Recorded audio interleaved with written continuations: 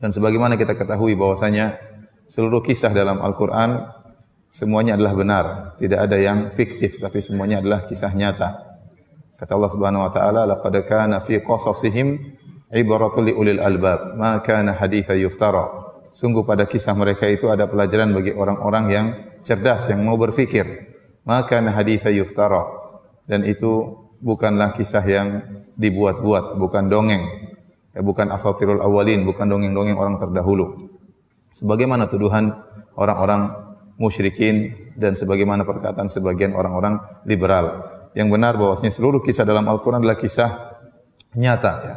Allah Subhanahu wa taala menyampaikan juga faqsusil qasasa la'allahum yatafakkarun.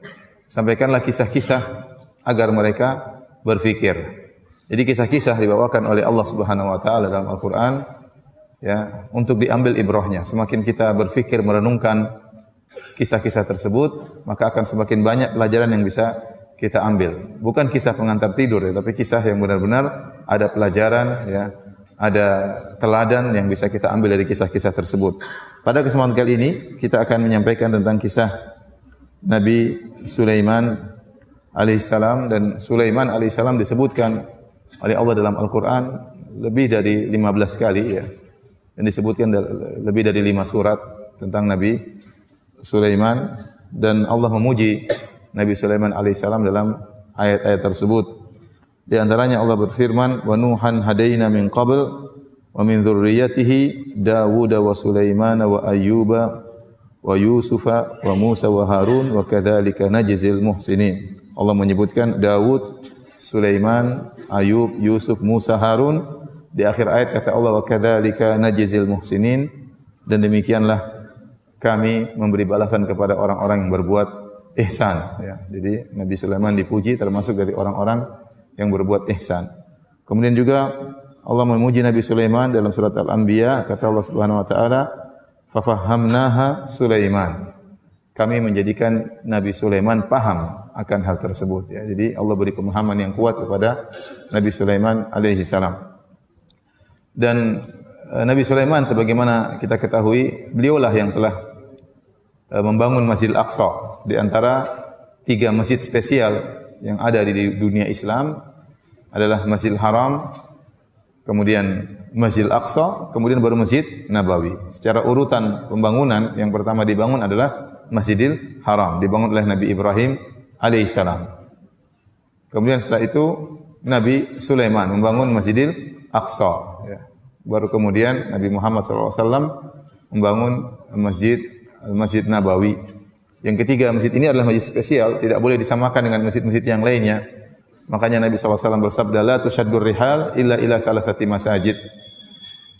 Tidak boleh seorang sengaja bersafar untuk mencari keberkahan, ya, pada suatu tempat kecuali pada 3 masjid. Masjid Haram, Masjid Aqsa, dan Masjid Nabawi. Selain 3 masjid ini tidak boleh seorang sengaja bersafar. Misalnya seorang sengaja bersafar untuk mencari keberkahan di Masjid Ampel atau Masjid Demak, enggak boleh. Atau Masjid Istiqlal enggak boleh. Karena semua masjid selain 3 masjid semuanya sama, enggak ada bedanya. Enggak ada bedanya. Masjid Istiqlal sama dengan Masjid Darussalam, enggak ada bedanya. Masjid Darussalam dengan Masjid Ampel enggak ada bedanya, semua sama. Yang spesial cuma 3 masjid, ya. Disitulah pahala salat dilipat gandakan. Masjidil Haram 100.000 kali lipat, Masjidil Aqsa 500 kali lipat, Masjid Nabawi 1000 kali lipat. Dan di antara keutamaan salat di Masjid Nabawi adalah diampuni dosa-dosa, dan ini salah satu dari doa Nabi Sulaiman alaihissalam. Dalam hadis Rasulullah SAW bersabda, "Inna Sulaiman bin Dawud lamma bana Baitul Maqdis sa'ala Allah azza wa jalla khilalan thalatha." Tatkala Nabi Sulaiman alaihissalam bin Dawud selesai dari membangun Baitul Maqdis, maka beliau pun berdoa kepada Allah dan meminta 3 permohonan. Ya. Sa'ala Allah azza wa jalla hukman yusadifa hukmahu fa'utiyahu. Pertama dia minta kepada Allah agar diberi hukum yang sesuai dengan hukum Allah Subhanahu wa taala, dan Allah berikan. Hukum Nabi Sulaiman sesuai dengan hukum Allah Subhanahu wa taala. Wa sa'ala Allah azza wa jalla mulkan la yanbaghi li ahadin min ba'dihi fa'utiyahu. Permintaan kedua, beliau meminta kepada Allah agar diberi kerajaan yang tidak seorang pun memiliki kerajaan seperti dia. Nanti akan kita jelaskan. Itu kerajaan spesial yang di mana hewan-hewan, angin dan jin tunduk kepadanya. Yang tidak ada seorang sebelum Nabi Sulaiman dan setelah Nabi Sulaiman yang memiliki kerajaan seperti ini. Ya, bukan dari sisi luas kerajaannya, tapi di situ angin tunduk kepada Nabi Sulaiman, hewan-hewan tunduk kepada Nabi Sulaiman, dan juga jin-jin, baik jin buruk maupun syaitan, semuanya tunduk kepada Nabi Sulaiman. Dan wa utiyahu, dikabulkan oleh Allah Subhanahu wa taala. Kemudian permintaan yang ketiga, alla ya'tiyahu ahadun la yanhazu illa lis-salati fihi an yukhrijahu min khati'ati ka yaumin waladathu ummuhu. Dan yang ketiga, Nabi Sulaiman minta agar kalau ada orang datang ke Masjid Aqsa dan dia tidak punya niat ke situ kecuali untuk salat. Ya, bukan untuk macam-macam ya, bukan untuk selfie-selfie, enggak ya. Datang ke situ niatnya benar-benar untuk apa? Salat ya. Makanya di sini ada persyaratan. Saya ingatkan kepada ikhwan-ikhwan yang pergi ke sana, benar-benar niatnya untuk apa? Salat. Karena alla ya'tiyahu ahadun la yanhazuhu illa lis-salat. Tidak seorang pun datang ke masjid ini dan dia tidak tergerak untuk ke sana kecuali untuk apa? Salat. Pahalanya semoga Allah Subhanahu wa taala mengeluarkan dia dari dosa-dosanya seperti baru dilahirkan dari perut ibunya. Kata Nabi sallallahu alaihi wasallam, "Fa nahnu narju an yakuna Allah azza wa jalla qad a'tahu iyyahu." Dan kata Nabi, kami berharap permintaan Nabi Sulaiman yang ketiga ini juga dikabulkan oleh Allah Subhanahu wa taala. Baik. Hadirin dan hadirat yang dirahmati oleh Allah Subhanahu wa taala, kita akan menyampaikan kisah Nabi Sulaiman alaihi salam melalui 3 surat yang akan saya bacakan dari Al-Qur'an.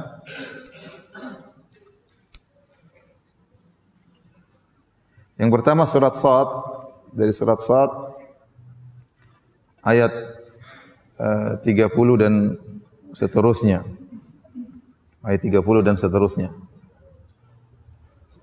Kata Allah Subhanahu wa taala, "Wa wahabna li Daud Sulaiman." Kami menganugerahkan kepada Nabi Daud Nabi Sulaiman. Ini anugerah terindah ya. Nabi Daud alaihissalam diberikan anak yang sangat saleh yaitu Nabi Sulaiman. Nabi Daud punya anak banyak, bukan cuma Sulaiman saja ya. Tapi di antara anugerah yang terindah bagi Nabi Daud alaihissalam adalah Nabi Sulaiman. Dan anugerah terindah bagi kita adalah anak yang saleh, yang mendoakan kita setelah kita meninggal dunia, yang taat kepada Allah Subhanahu wa taala, yang berbakti kepada kedua orang tuanya. Kemudian Allah muji Nabi Sulaiman, kata Allah, "Ni'mal 'abdu innahu awwab." Sungguhnya Sulaiman itu adalah hamba yang terbaik. Allah tidak mengatakan ni'mal abdu kecuali karena ni'mal abdu artinya hamba yang terbaik, kecuali dia benar-benar orang yang sangat rajin beribadah. Nabi Sulaiman ini bukan hanya sekedar nabi, dia seorang raja. Dan biasanya kalau raja sibuk dengan hal-hal keduniaan. Ya, tetapi Nabi Sulaiman alaihissalam meskipun dia seorang raja ya, dan dia sangat rajin beribadah kepada Allah. Makanya Allah memuji dengan mengatakan ni'mal abdu, sebaik-baik hamba. Al-abdu diambil dari abid, yaitu yang tunduk. Ni'mal abdu innahu awwab. Sungguh dia adalah hamba yang terbaik dan dia selalu kembali kepada Allah. Selalu kembali kepada Allah, selalu bertobat kepada Allah kalau melakukan kesalahan. Setelah Allah memuji Nabi Sulaiman dengan menyebutkan sifatnya yang awwab, selalu kembali kepada Allah tatkala melakukan kesalahan, Allah sebutkan contohnya. Contoh bagaimana Nabi Sulaiman kuat ibadahnya dan selalu bertobat kepada Allah, selalu kembali kepada Allah kalau melakukan kesalahan. Kata Allah, "Idz urida 'alaihi bil ashyi safinatul jiyad." Ingatlah ketika dipertunjukkan kepadanya as-safinatul jiyad, itu kuda-kuda pilihan. Ya. Yang ditunjukkan di hadapan Nabi Sulaiman. Itu Nabi Sulaiman melihat pameran kuda-kuda yang indah. Nabi Sulaiman suka dengan kuda-kuda yang indah tersebut, apalagi kuda-kuda disiapkan untuk berjihad. Jadi senang melihat kuda-kuda tersebut. Ya namanya raja, mungkin ada hiburan dia melihat kuda-kuda yang disiapkan untuk berjihad di jalan Allah Subhanahu wa taala. Namun apa yang terjadi? Nabi Sulaiman keasikan melihat kuda-kuda tersebut sampai akhirnya matahari tenggelam dan dia lupa untuk berzikir kepada Allah Subhanahu wa taala. Faqala inni ahbabtu hubbal khairi an dzikri rabbi hatta tawarat bil hijab.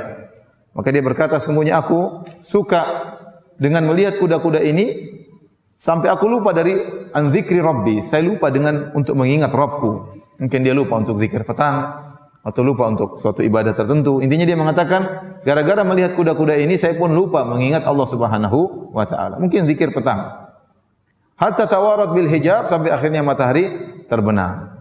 Waktu matahari terbenam dia sadar ternyata ada wiridnya atau zikirnya yang belum dia ucapkan. Maka dia pun bertobat kepada Allah, kata dia, rudduha alayya. Kembalikan kuda-kuda tadi yang sudah disimpan kembali. Setelah dipamerkan di hadapan Nabi Sulaiman, kata Nabi Sulaiman, bawalah kuda-kuda itu kembali kepadaku. Fatafiqa mashan bisuqi wal a'naq. Maka Nabi Sulaiman pun menyembelih kuda-kuda tersebut di kakinya dan demikian juga di leher kuda tersebut, ya. Karena kuda-kuda ini mengganggu Nabi Sulaiman, membuat beliau lalai dari mengingat Allah Subhanahu wa taala. Disebutkan beliau pun sembelih, beliau berikan kepada fakir miskin, dijadikan makanan, dibagi-bagikan, ya, karena kuda-kuda ini menyebabkan beliau lupa kepada Allah Subhanahu wa taala. Jadi luar biasa, ya. Gara-gara lupa untuk zikir kepada Allah, kuda yang buat dia senang dengan kuda-kuda tersebut, maka dia pun mengikhlaskannya, menginfakkannya di jalan Allah Subhanahu wa taala. Jadi kalau antum punya mobil baru, buat antum lupa zikir petang, ya, antum ikhlaskan, ya. Ya, antum sumbangkan di jalan Allah Subhanahu wa taala. Kalau ingin meniru siapa? Nabi Sulaiman alaihissalam. Ya, karena yang perkara dunia banyak yang membuat kita lalai. Lihat bagaimana kuatnya ibadah siapa? Nabi Sulaiman, ya. Gara-gara lupa zikir aja selesai urusannya. Kuda-kuda tersebut disembelih, dibagi-bagikan kepada fakir miskin. Sementara kita betapa sering dunia, ya, jangankan kuda, mungkin hanya perkara sepele saja kita sudah lupa ingat kepada Allah Subhanahu wa taala. Kemudian Allah Subhanahu wa taala menyebutkan lagi, Nabi Sulaiman pernah diuji oleh Allah dan dia melakukan kesalahan, ya. Kata Allah, "Wa laqad fatanna Sulaiman." Sungguh kami telah menguji Sulaiman. Adapun fitnah yang Allah berikan kepada Nabi Sulaiman, ujian ini tidak ada riwayat yang sahih yang menjelaskan tentang apa fitnah, apa ujian tersebut yang Allah ujikan kepada Nabi Sulaiman. Dalam buku-buku tafsir kalau kita buka, baik Ibnu Jarir At-Tabari, demikian juga Al-Baghawi, ya, yang ada tafsir-tafsir dengan sanad, ya. Semuanya riwayat Israiliyah, tidak ada riwayat yang sahih, tidak ada riwayat yang sahih. Wallahu alam apa ujian yang Allah ujikan kepada Nabi Sulaiman. Tapi kata Allah Subhanahu wa taala, wa alqaina ala kursiyyihi jasadan thumma anaba. Lalu kami lemparkan di atas kursinya, di atas singgasananya, jasadan thumma anab, sebuah jasad, kemudian Nabi Sulaiman pun bertobat kepada Allah Subhanahu wa taala, kembali kepada Allah. Ini pun ada khilaf yang panjang di kalangan para ahli tafsir, apa yang dimaksud dengan jasad yang Allah lemparkan atau letakkan di atas kursi Sulaiman. Ada yang mengatakan Sulaiman sendiri dalam kondisi sakit. Ada yang mengatakan bahwasanya itu adalah anak yang tidak sempurna tatkala dilahirkan. Nabi Sulaiman dalam satu hadis riwayat Al-Imam Al-Bukhari, ya, Nabi Sulaiman pernah berkata, kata Nabi sallallahu alaihi wasallam, qala Sulaiman bin Daud alaihi wassalam, berkata Sulaiman bin Daud alaihi wassalam, la atufanna al-lailata ala mi'ati imra'atin, malam ini aku akan menggauli 100 wanita. Au tis'in wa tis'ina, atau aku akan menggauli 99 wanita. Ini Nabi Sulaiman istrinya banyak, ya. Istrinya banyak. Kulluhunna ya'ti bi farisin yujahidu fi sabilillah. Seluruh wanita tersebut yang 99 atau 100 wanita tersebut semuanya akan mengandung dan akan melahirkan seorang anak yang akan menjadi pejuang di jalan Allah Subhanahu wa taala. Menjadi seorang pasukan berkuda yang berjuang di jalan Allah Subhanahu wa taala. Bi farisin yujahidu fi sabilillah. Ya. Imam Al-Bukhari membawakan hadis ini di bawah bab man talabal walad lil jihad. Bab tentang orang yang ingin punya anak supaya anaknya berjihad di jalan Allah Subhanahu wa taala. Faqala lahu sahibuhu insyaallah, falam yaqul insyaallah. Ada yang menegur dia, bilang insyaallah wahai Sulaiman. Sulaiman lupa bilang apa? Insyaallah. Falam yahmil minhunna illa imra'atun wahidah. Maka Nabi Sulaiman malam itu menggauli 99 wanita. Satu dia gauli. Ini menakjubkan bagaimana kekuatan, ya, Nabi Sulaiman, ya, dia menggauli 99 dan setiap kali dia menggauli terjadi ejakulasi, ya, karena semuanya diharapkan untuk hamil, ya. Ya berarti dalam semalam beliau sampai ejakulasi 99 kali ya. Ini luar biasa ya, kuatnya luar biasa ya. Kemudian tapi Nabi Sulaiman lupa mengucapkan insyaallah. Maka tidak ada seorang wanita pun yang mengandung kecuali cuma satu dari 99 wanita tersebut, semuanya tidak ada yang hamil kecuali seorang wanita. Ja'at bi syiqqi rajulin, hanya cacat, hanya setengah manusia, mungkin cacat ya. Walladzi nafsu Muhammadin biyadihi, kata Rasulullah SAW, demi zat yang jiwa Muhammad berada di tangannya. Lau qala insyaallah, seandainya Sulaiman mengucapkan insyaallah, saya akan tawaf, saya akan mengelilingi 99 wanita, saya akan gauli seluruhnya, ya, semua akan hamil, akan melahirkan anak yang berjihad di jalan Allah, insyaallah. Kalau seandainya Nabi Sulaiman mengucapkan insyaallah, akan semuanya melahirkan anak-anak yang berjihad. Kata Nabi, la jahadu fi sabilillah fursanan ajma'in. Seluruh wanita tersebut akan melahirkan anak-anak yang berjihad di jalan Allah di kemudian hari. Tapi Nabi Sulaiman lupa bilang apa? Insyaallah. Sehingga yang lahir cuma satu itu pun cacat. Sebagian ulama mengatakan, ya, inilah anak yang cacat, inilah yang kemudian Allah letakkan di atas singgasana Nabi Sulaiman. Bahwasanya tidak ada yang lahir, cuma jasad yang tidak sempurna. Ini tafsiran. Tafsiran yang lain mengatakan, ini dipilih oleh Syekh Nasir Abdurrahman bin Nasir As-Sa'di, itu syaitan. Nabi Sulaiman waktu sedang diuji oleh Allah Subhanahu wa taala, dia tidak duduk di kursinya, dia sedang ada ujian dari Allah, entah ujian apa. Tiba-tiba syaitan datang menguasai singgasananya dalam waktu beberapa lama, ya. Tatkala syaitan menguasai singgasana Nabi Sulaiman, maka mereka bikin macam-macam ya. Mereka bikin ilmu sihir, mereka letakkan di bawah singgasana Sulaiman, sehingga Sulaiman dituduh sebagai penyihir gara-gara ulah perbuatan setan-setan yang kurang ajar yang sempat menguasai kerajaan Sulaiman. Waktu itu setan-setan belum di bawah, belum tunduk kepada Nabi Sulaiman, belum waktu itu. Ya. Makanya Nabi Sulaiman dituduh sebagai penyihir oleh sebagian orang, dan Allah membantah. Kata Allah, wattaba'u ma tatlu syayatinu ala mulki Sulaiman wa ma kafara Sulaiman walakinna syayatina kafaru yu'allimuna an-nasa as-sihra. Kata Allah, mereka hanya mengikuti apa yang dibacakan oleh setan-setan di atas kerajaan Sulaiman. Ya, jadi setan sempat menguasai kerajaan Sulaiman dan mereka mengajarkan macam-macam. Wa ma kafara Sulaiman. Sulaiman tidak pernah jadi penyihir. Sulaiman tidak pernah mengajarkan ilmu-ilmu seperti itu. Ya, Sulaiman waktu menguasai alaihissalam menguasai jin, dia tidak pernah mengikuti langkah-langkah supaya menjadi sakti, enggak ada. Memang Allah kasih dia kelebihan seperti itu. Ya. Maka kata Allah, "Ma kafara Sulaiman." Dan Sulaiman tidak pernah kafir, walakinna syayatina kafaru, tapi setan-setanlah yang kafir. Yu'allimuna an-nasa as-sihra. Setan-setan tersebut mengajarkan kepada manusia tentang ilmu sihir. Intinya Allah alam bisawab, inilah beberapa tafsiran dari para ahli tafsir tentang perkataan Allah Subhanahu wa taala, wal qaina ala kursiyihi jasadan. Kami lemparkan jasad atau kami letakkan jasad di atas kursinya. Ya, entah anak yang cacat, entah syaitan atau yang lainnya. Kata Allah, "Tsumma anab." Kemudian Nabi Sulaiman kembali kepada Allah. Mungkin waktu diuji oleh Allah dia melakukan suatu kesalahan, maka di antara sifat Nabi Sulaiman tadi, innahu awwab, senantiasa kembali kepada Allah kalau melakukan apa? Kesalahan. Maka beliau pun bertobat dan kembali kepada Allah Subhanahu wa taala. Setelah itu beliau berdoa kepada Allah Subhanahu wa taala dengan doa yang sangat agung. Kata Allah, "Qala rabbi ighfirli wa hab li mulkan la yanbaghi li ahadin min ba'di innaka antal wahhab." Maka Nabi Sulaiman berdoa, "Ya Rabbku, ampunilah aku." Dan dianjurkan seorang tatkala berdoa beristighfar sebelum apa? Berdoa, mengakui dosa-dosa, bertawassul dengan istighfar kita kepada Allah tatkala kita berdoa kepada Allah. Sebagai Nabi Sulaiman, dia memulai dengan istighfar. Kata beliau, "Rabbi ghfirli," ya Allah ampunilah aku. Setelah beliau minta ampun kepada Allah Subhanahu wa taala, baru kemudian beliau berdoa, "Wa habli mulkan la yanbaghi li ahadin min ba'di." Dan anugerahkanlah kepadaku suatu kerajaan yang tidak boleh seorang pun setelahku memiliki kerajaan seperti itu. Innaka antal wahhab. Sungguhnya engkau adalah Maha Pemberi anugerah. Ya. Maka Allah kabulkan permohonan Nabi Sulaiman. Dia minta kerajaan spesial, bukan dari luas kerajaan. Kalau kerajaan secara luas, Romawi kerajaannya luas sekali ya.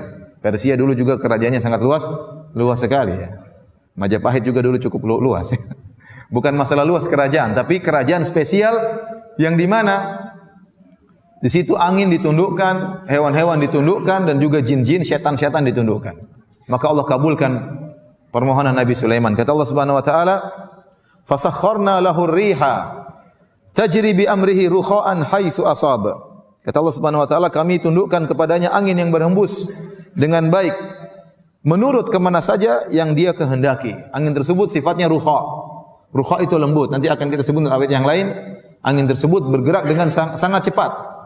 Jadi Allah tundukkan Nabi Sulaiman, haitsu asab, tundukkan kepada Nabi Sulaiman angin yang dia bergerak kemanapun Nabi Sulaiman inginkan. Ya. Tinggal belok kanan, anginnya belok kanan. Belok kiri, anginnya belok kiri. Naik ke atas, turun ke bawah, gampang Nabi Sulaiman ngatur angin. Luar biasa. Ini tidak pernah Allah berikan kepada seorang pun. Ya. Jadi kalau ada orang bilang ada yang menguasai angin bawa dia kemana-mana, itu omong kosong. Karena itu hanya boleh untuk siapa? Nabi Sulaiman. Tidak boleh. Kemudian kata Allah Subhanahu wa taala, ya.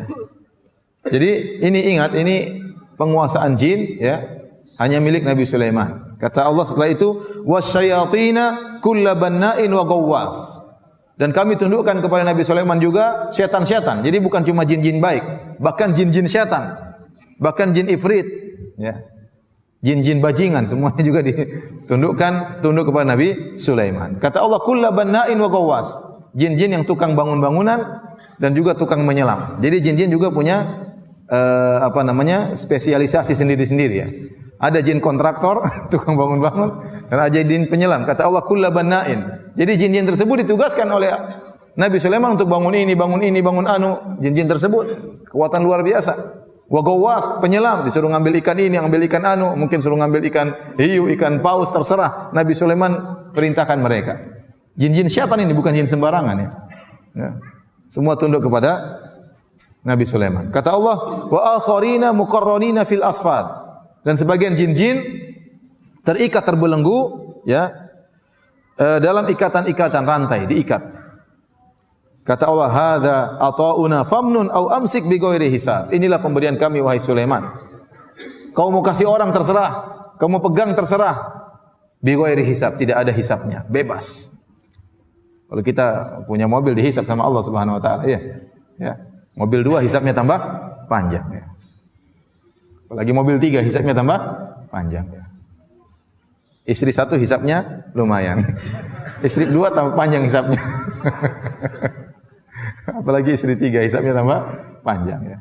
Jadi ya, Nabi Sulaiman dikatakan oleh Allah bi ghairi hisab, tidak ada hisab. Sudah. Karena Nabi Sulaiman orang yang sangat soleh, tidak perlu dihisab. Masuk surga tanpa hisab. Kemudian kata Allah Subhanahu wa taala, di dunia demikian Allah berikan kepada dia kemewahan yang luar biasa. Di akhirat kata Allah, wa inna lahu indana lazulfa wa husna ma'ab. Dan sungguhnya dia memiliki kedudukan yang dekat dengan kami di akhirat kelak dan tempat kembali yang terbaik, ya. Tapi ini yang Allah sebutkan dalam surat Sad, ya. Jadi di antara keistimewaan Nabi Sulaiman alaihissalam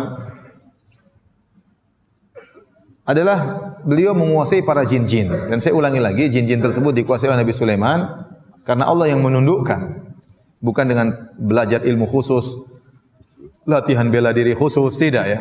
Sebagaimana angin tunduk kepada Sulaiman tanpa ilmu khusus, demikian juga jin-jin tunduk kepada Sulaiman, setan-setan tunduk kepada Sulaiman atas perintah Allah Subhanahu wa taala. Dalam Sahih Al-Bukhari dan Sahih Muslim dan juga Imam Ahmad dan yang lainnya, dari Abu Hurairah radhiyallahu taala anhu, anin Nabi sallallahu alaihi wasallam qala, dari Nabi sallallahu alaihi wasallam beliau bersabda, "Inna ifritan minal jinni tafallata alayya al-barihata atau kalimatan nahwaha." Sungguhnya jin ifrit ini jin setan yang paling top, ya. Ifrit, kata Nabi sallallahu alaihi wasallam, tadi malam, ya, datang menggangguku, liyaqta alayya salat, untuk memutuskan salatku. Dalam riwayat yang lain, inna syaitana arada an yamurra baina yadayya. Syaitan ingin melewati depanku, aku sedang salat, dia ingin ganggu di depanku. Makanya Allah alam mungkin di antara hikmah seorang salat ke arah sutra, jangan lewat depan orang, karena seorang sedang salat, dia sedang berada dalam ibadah yang sangat agung, sedang bermunajat dengan Allah Subhanahu wa taala, jangan diganggu, jangan ada yang lewat. Jin Nabi sedang salat, dia lewat depan, jin ingin mengganggu Nabi sallallahu alaihi wasallam, ingin mutus salat Nabi sallallahu alaihi wasallam. Kata Nabi sallallahu alaihi wasallam, "Fa amkanani Allahu minhu." Maka Allah menjadikan aku mampu untuk menahan setan tersebut, ifrit tersebut. Bukan karena Nabi sakti, tidak, tapi karena Allah bikin Nabi mampu untuk apa? Untuk menahan ifrit tersebut. Sebutkan dalam riwayat yang lain, fawajatu burda lisanihi. Nabi cekek dia sampai Nabi merasakan dinginnya lisannya, keluar lidahnya sampai apa? Keluar, dicekek oleh Nabi sallallahu alaihi wasallam. Kemudian kata Nabi sallallahu alaihi wasallam, fa aradtu an arbitahu ila sariyatin min sawaril masjid hatta tusbihu wa tanzuru ilaihi kullukum. Maka aku ingin mengikat jin tersebut, ifrit tersebut di tiang Masjid Nabawi. Nanti kalau kalian sudah pagi hari, kalian bisa lihat jin tersebut. Seluruh kalian bisa lihat jin ifrit. Fa dzakartu qala akhi Sulaiman. Tiba-tiba aku ingat dengan doanya Nabi Sulaiman alaihissalam. Rabbi habli mulkan la yanbaghi li ahadin min ba'di. Nabi Sulaiman pernah berdoa, ya Allah, berikanlah aku kerajaan yang tidak boleh seorang pun memiliki kerajaan sepertiku. Ya. Maka Nabi tidak tidak jadi mengikat jin ifrit, karena berarti Nabi menguasai jin ifrit, padahal penguasaan jin hanyalah hak siapa? Nabi Sulaiman alaihissalam. Makanya disebutkan dalam Al-Quran, surat Al-Jin, sampai jin-jin datang mendengarkan bacaan Al-Quran Nabi. Inna sami'na Qur'anan ajaba. Kata mereka, kami mendengar bacaan yang menakjubkan, yaitu Al-Quran. Jadi banyak jin masuk Islam. Tapi Nabi SAW tidak pernah punya pasukan jin. Tidak pernah. Nabi tidak pernah punya pasukan jin. Nabi tidak pernah, padahal Nabi sangat butuh dengan pasukan. Dalam perang Badar 315 lawan 1000 orang. Butuh pasukan jin. Tapi Nabi tidak pernah minta tolong sama jin. Dalam perang Uhud, Nabi tidak pernah minta tolong sama jin. Dalam perang Khandaq 3000 dikepung sama 10.000. Nabi juga tidak pernah minta pertolongan sama jin. Waktu istrinya kalungnya hilang, Nabi juga tidak pernah minta tolong sama jin untuk mencari kalung istrinya. Karena memang tidak boleh menguasai jin kecuali siapa? Nabi Sulaiman alaihissalam. Kalau seandainya jin boleh dikuasai, maka Nabi akan mengikat jin ifrit tersebut di salah satu tiang dari tiang-tiang Masjid Nabawi. Namun ini dilarang oleh Allah Subhanahu wa taala. Yang berhak menguasai jin hanyalah siapa? Nabi Sulaiman. Maka tidak benar orang-orang yang kemudian punya jin, punya khodam, punya ini dan macam-macamnya. Itu tidak benar. Itu pasti ada maharnya, pasti ada persyaratannya dan macam-macamnya. Adapun Nabi Sulaiman alaihissalam menguasai jin-jin tersebut tanpa persyaratan. Allah yang memberikan dia kemampuan. Nabi Muhammad waktu mencekik jin tersebut tanpa ada persyaratan. Allah yang beri Nabi sallallahu alaihi wasallam apa? Kemampuan. Sekarang orang punya jin buat ini, jin buat ini. Ya, ada maharnya, bayar ini, bayar anu. Ini kesyirikan. Ini adalah apa? Kesyirikan.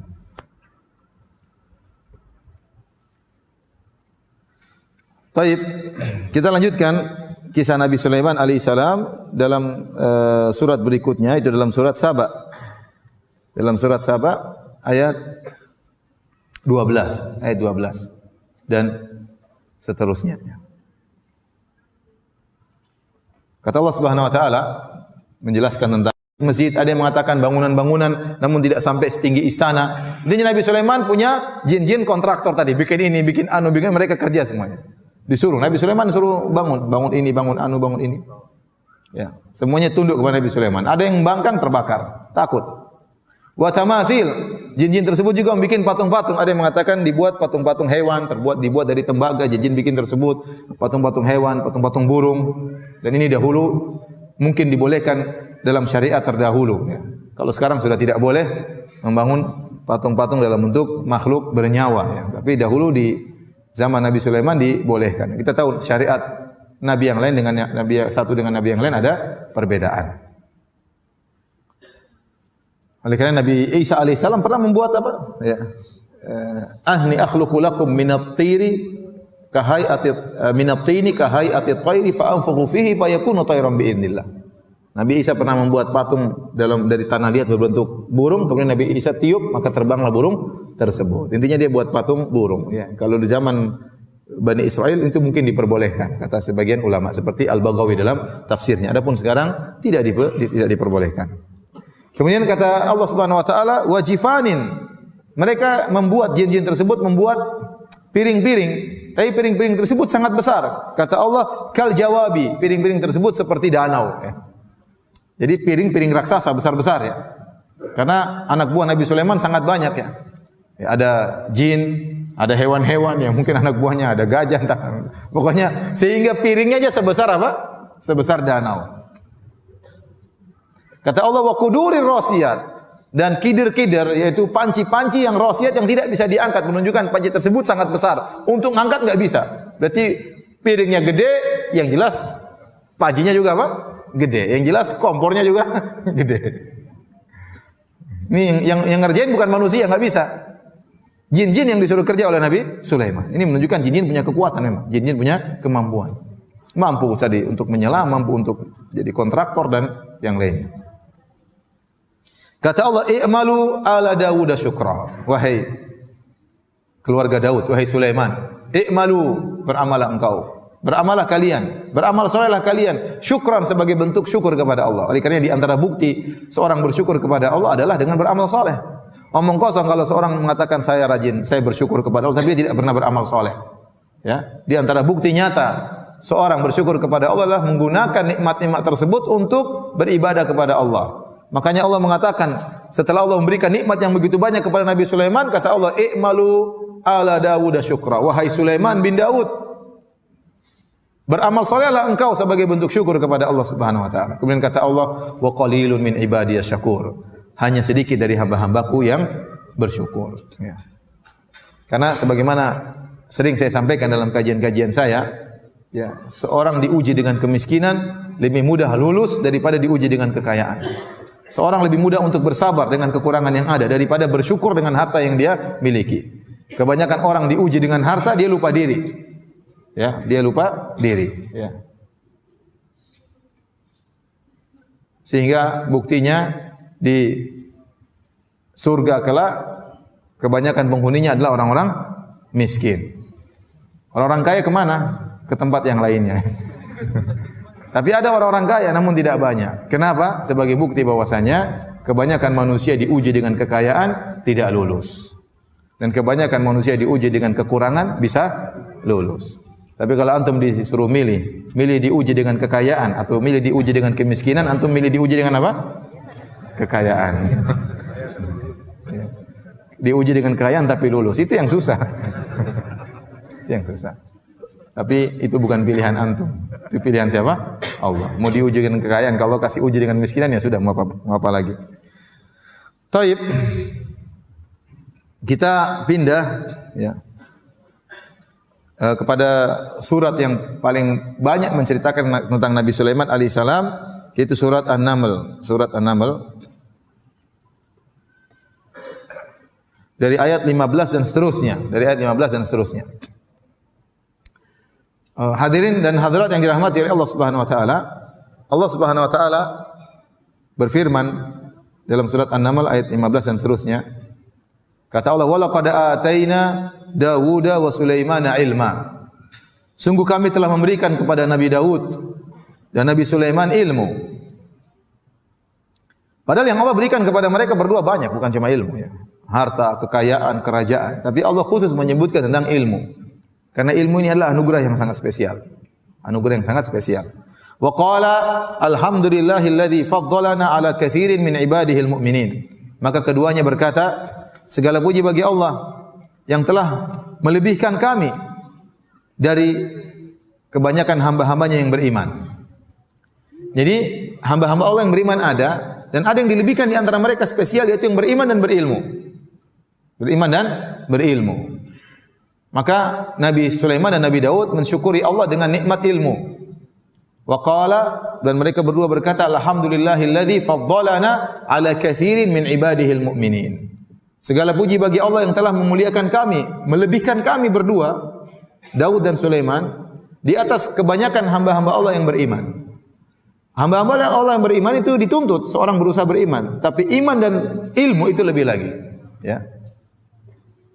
Makanya Allah berfirman, yarfa'illahu alladhina amanu minkum walladhina utul ilma darajat. Orang-orang beriman diangkat derajatnya oleh Allah, dan orang yang berilmu lebih lagi di atas orang beriman, beberapa derajat. Kata Nabi SAW, fadlul alim alal abid ka fadlil qamari ala sairil kawakib. Keutamaan seorang yang alim dibandingkan dengan orang yang ahli ibadah yang beriman saja namun tidak alim, seperti rembulan di bulan purnama dibandingkan dengan seluruh bintang. Bintang jumlahnya banyak, tapi yang punya pengaruh untuk manusia di bumi adalah rembulan yang beri cahaya, penerangan kepada penghuni di bumi. Ya. Jadi seorang alim yang beriman kepada Allah lebih baik daripada ribuan ahli ibadah. Karena seorang berusaha untuk menyisihkan waktunya menuntut ilmu agama. Dan Nabi SAW mengatakan, ya innal anbiya lam yuwarrithu dinaran wala dirhaman. Ya, al ulama warathatul anbiya. Bahwasanya para ulama adalah pewaris para nabi. Dan bahwasanya para nabi tidak mewariskan dinar dan dirham. Wa innama warathul ilma, tapi mereka mewariskan ilmu. Kemudian kata Nabi, faman akhadahu faqad akhadha bihadzin wafir. Barang siapa mengambil ilmu dari para nabi, sungguh dia telah mengambil bagian warisan yang sangat besar. Taib. Kemudian kata Allah Subhanahu wa taala, wa waritha Sulaimanu Dawuda. Nabi Sulaiman mengambil warisan dari Nabi Daud.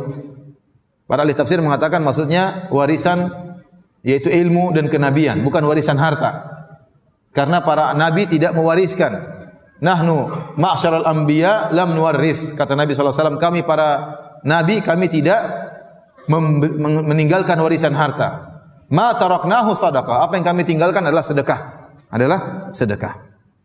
Nabi sallallahu alaihi wasallam tidak punya warisan untuk diberikan kepada putrinya atau kepada istri-istrinya.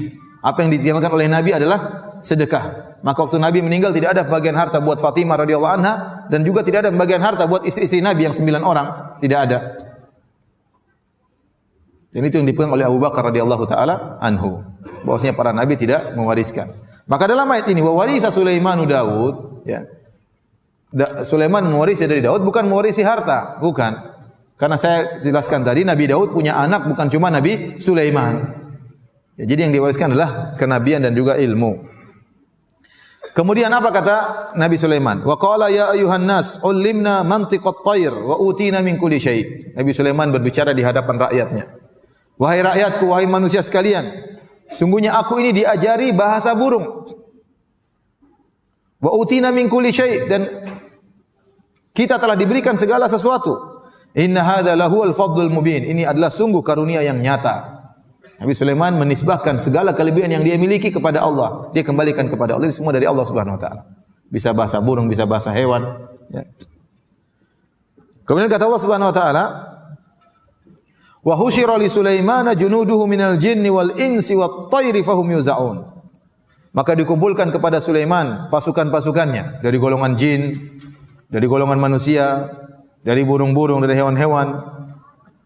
Fahum yuzaun, dan mereka tertib, teratur dalam barisan. Kata para ulama ini dalil bahwasanya Nabi Sulaiman selain dia seorang nabi, tapi dia juga seorang raja. Raja tersebut tegas. Sulaiman adalah raja yang tegas. Nanti kita akan lihat ketegasannya. Karena pemimpin itu ya juga butuh pemimpin yang tegas. Kalau pemimpin tidak tegas akan tidak dihargai oleh bawahannya. Punya peraturan harus tegas. Ya. Dia dalam kelembutannya ada ketegasannya. Ya. Adapun pemimpin yang lemah lembut tapi tidak tegas, ini tidak cocok jadi pemimpin. Selain dia baik, perhatian, tapi dia punya ketegasan. Jadi kita ingat Nabi Sulaiman ini bukan sekedar seorang nabi, tapi dia juga seorang raja. Maka dia atur pasukannya tertib. Pasukan manusia, pasukan jin, bahkan pasukan burung-burung, bahkan burung-burung kecil, ya, sampai hut-hut dia pun tahu. Dia cek. Taib. Kemudian berjalanlah pasukan tersebut hatta idza atau ala wadin namli. Tatkala mereka berjalan pasukan yang begitu banyak, ya. Ada hewan-hewan, ada burung, ada jin, ada manusia. Kemudian mereka akan melewati suatu lembah semut. Qalat namlatun, tiba-tiba ada seekor semut berkata, "Ya ayuhan namlu udkhulu masakinakum la yahtimannakum Sulaimanu wa junuduhu wa hum la yash'urun." Tiba-tiba seekor semut berkata kepada semut-semut yang lain, "Wahai semut-semut sekalian, masuklah kalian ke dalam rumah-rumah kalian. Jangan sampai kalian diinjek oleh Sulaiman dan pasukannya sementara mereka tidak sadar, mereka tidak tahu." Kata Allah, "Fatabassama dhahikan min qawliha." Nabi Sulaiman tertawa, senyum, gembira melihat, ya, atau mendengar perkataan semut tersebut. Ya, ini di antara mukjizat Nabi Sulaiman alaihissalam. Jadi Nabi Sulaiman sekarang datang dengan pasukannya. Pasukannya kan banyak. Ada kebisingan, ada suara kuda, ada suara macam-macam banyak. Tiba-tiba ada semut satu ekor ngomong, dia dengar. Bagaimana ceritanya? Kita saja semut kalau lewat sini, ya, berdua, kemudian ngobrol, kita dengar saja? Tidak. ngomong mungkin gibahin kita itu orang enggak mandi bau, makanya kita enggak dengar, enggak pernah dengar. Ya. Bahkan semut kalau masuk di telinga ngobrol kita pun enggak dengar. Kita paling dengar merasakan gerakannya, tapi dia ngomong apa kita tidak tahu. Nabi Sulaiman mungkin di atas angin, berjalan pasukan di atas angin. Jarak antara semut dengan Nabi Sulaiman jauh. Entah Nabi Sulaiman di atas kuda, itu pun ada jaraknya. Entah Nabi Sulaiman di atas angin lebih jauh lagi. Subhanallah, Allah membuat Nabi Sulaiman terfokus mendengar perkataan semut tersebut. Di antara mukjizat Nabi Sulaiman. Kenapa Nabi Sulaiman tertawa, bahagia? Ya. Ada dua sebab. Pertama, Nabi Sulaiman bersyukur, luar biasa. Ya. Bagaimana Allah membuat dia bisa mendengar suara semut satu ekor ini. Ya. Semut itu kan banyak, rame-rame, semuanya ngomong, satu kok didengar. Terfokus dengar. Nabi Sulaiman juga banyak banyak kebisingan. Ya. Jarak begitu jauh dia bisa dengar satu ekor semut tersebut bisa ngomong. Ini di antara nikmat yang Allah berikan kepada Nabi Sulaiman. Fokus.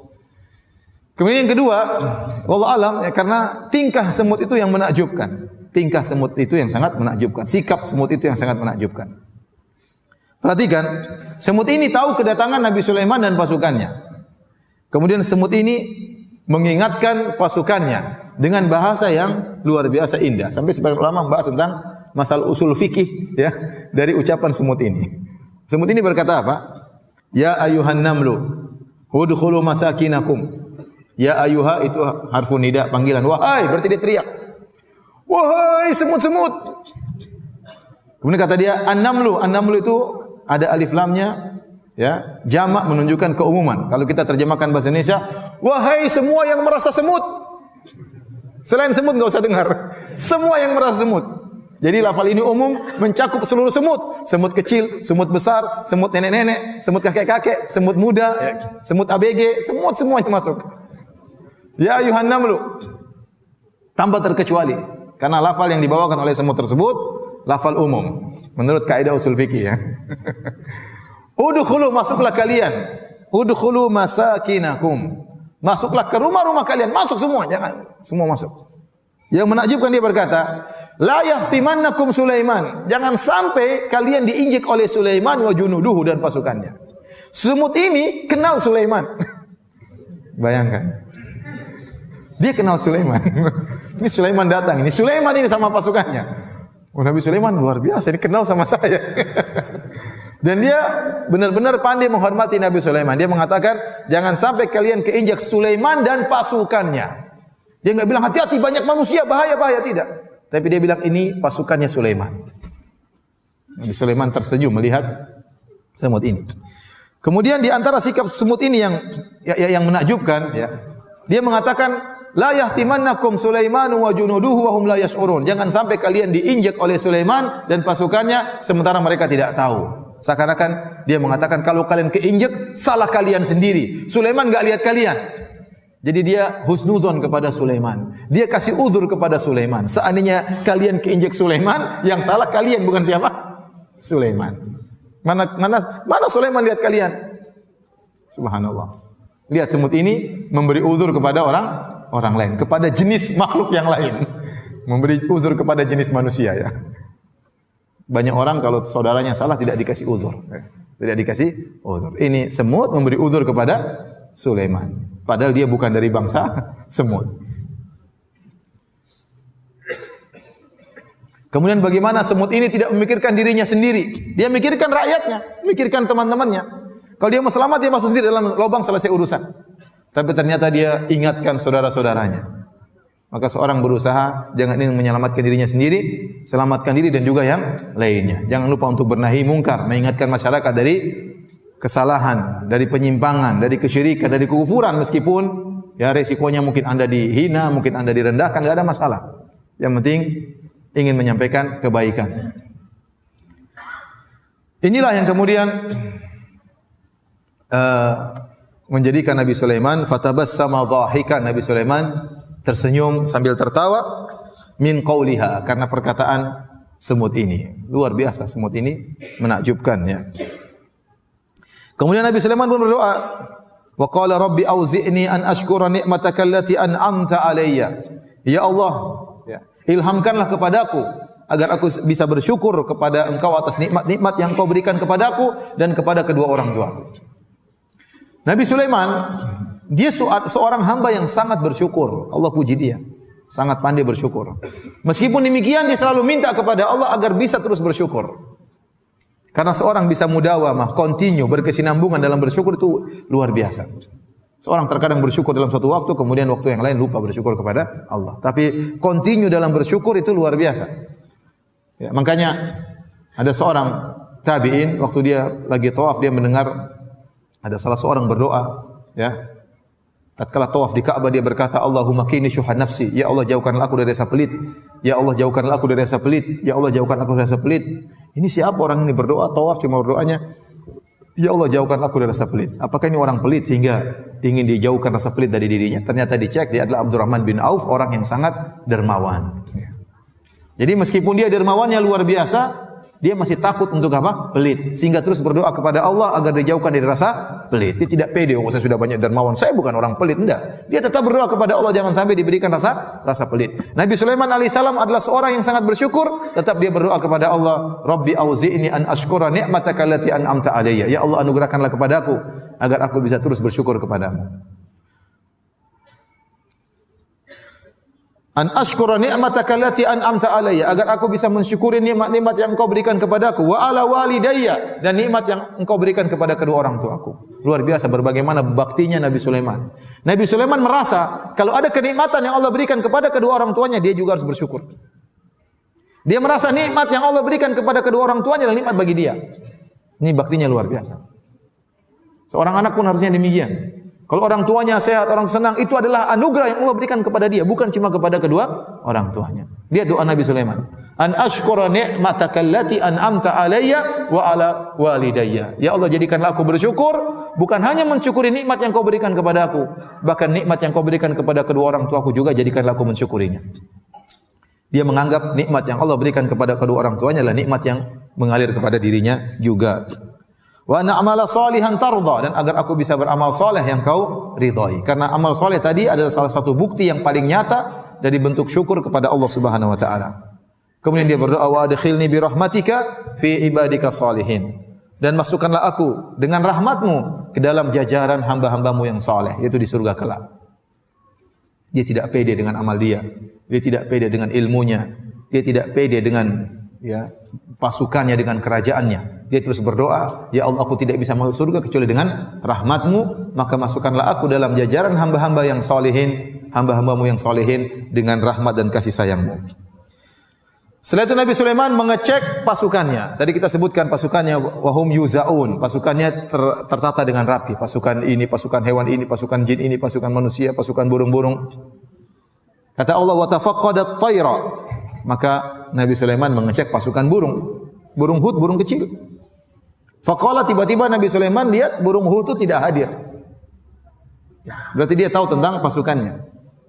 Ini berarti raja ini perhatian terhadap rakyatnya. Dia tahu sampai hewan kecil saja tidak hadir dia tahu. Janganlah burung hut enggak ada masalah. Masih banyak burung yang lainnya. Enggak. Dia ngecek sampai burung kecil hut saja dia perhatikan. Maka seorang pemimpin demikian, kalau dia punya bawahan dia perhatikan, bukan cuma yang direksi saja yang diperhatikan, bawahan juga diperhatikan. Ya. Faqala ma li la aral hudhuda am kana minal ghaibin. Maka Sulaiman bertanya kepada pasukannya, kenapa saya tidak lihat burung hudhud? Ya. Tidak kelihatan atau tidak hadir? Ada tapi saya tidak lihat atau tidak hadir. Ini sangat jelas Nabi Sulaiman tidak tahu ilmu gaib. Jangankan ilmu gaib masa depan, di depan dia burung hud ada atau tidak dia tidak tahu. Maka dia tanya, kok hud tidak ada? Tidak kelihatan saking kecilnya, di belakang gajah, di belakang macan atau memang dia lagi tidak ada? Kemudian Nabi Sulaiman menunjukkan ketegasan dia sebagai seorang pemimpin. Dia berkata, "Lau adzibannahu adzaban syadida." Kalau dia tidak hadir, dalam apel pagi tidak hadir, apel siang tidak hadir, aku akan menyiksa dia dengan siksaan yang pedih. Disebut oleh sebagian ahli tafsir akan dicabut bulu-bulunya oleh Nabi Sulaiman. Atau lebih parah daripada itu, aula azbahannahu, atau sungguh-sungguh aku akan menyembelihnya. Ini Nabi Sulaiman ucapkan di hadapan hewan-hewan yang lain, di hadapan jin-jin yang ngembangkang dibakar. Ya, kenapa? Karena ini posisinya posisi pasukan harus tegas, bukan saatnya lemah lembut, saatnya tegas saat ini. Lemah lembut ada saatnya. Ya, ada saatnya lemah lembut, ada saatnya tegas tatkala memimpin pasukan perang. Ya. Kata Nabi Sulaiman, "Lau adzibannahu adzaban syadida." Aku akan menyiksanya dengan siksaan yang pedih. Aw la adzbahanna, atau sungguh-sungguh aku akan menyembelihnya. Aw la ya'tiyanni bi sultanin mubin, atau dia terlambat datang dan sampaikan uzur. Kalau punya uzur saya maafkan.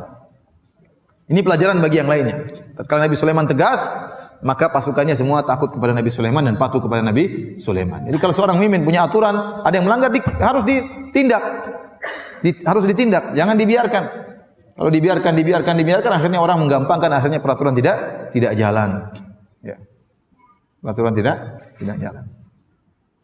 Taib. Kata Allah, "Famakatha ghairu ba'idin." Tidak lama kemudian tiba-tiba Hudhud datang, terlambat apel. Faqala ahattu bima lam tuhitu bih. Hudhud berkata, "Wahai raja, aku punya ilmu yang kau tidak punya ilmu tentangnya. Aku tahu apa yang kau tidak tahu." Subhanallah. Hudhud ini sudah terlambat datang, langsung bilang, "Saya punya ilmu kau tidak tahu." Ini ngomongnya depan Raja Sulaiman yang punya pasukan luar biasa ya. Dengan pedenya dia berkata, "Aku punya ilmu yang kau tidak tahu." Jadi kata para ulama seperti Al-Qurtubi dan yang lain, ini dalil bahwasanya Nabi Sulaiman tidak tahu ilmu gaib. Dan bahwasanya Nabi Sulaiman tidak tahu ilmu gaib diketahui oleh rakyatnya. Rakyatnya pun tahu sang Nabi tidak tahu ilmu gaib. Bahkan burung Hudhud pun tahu Nabi Sulaiman tidak tahu ilmu gaib. Makanya Hudhud dengan pede mengatakan, "Aku tahu apa yang kau tidak tahu."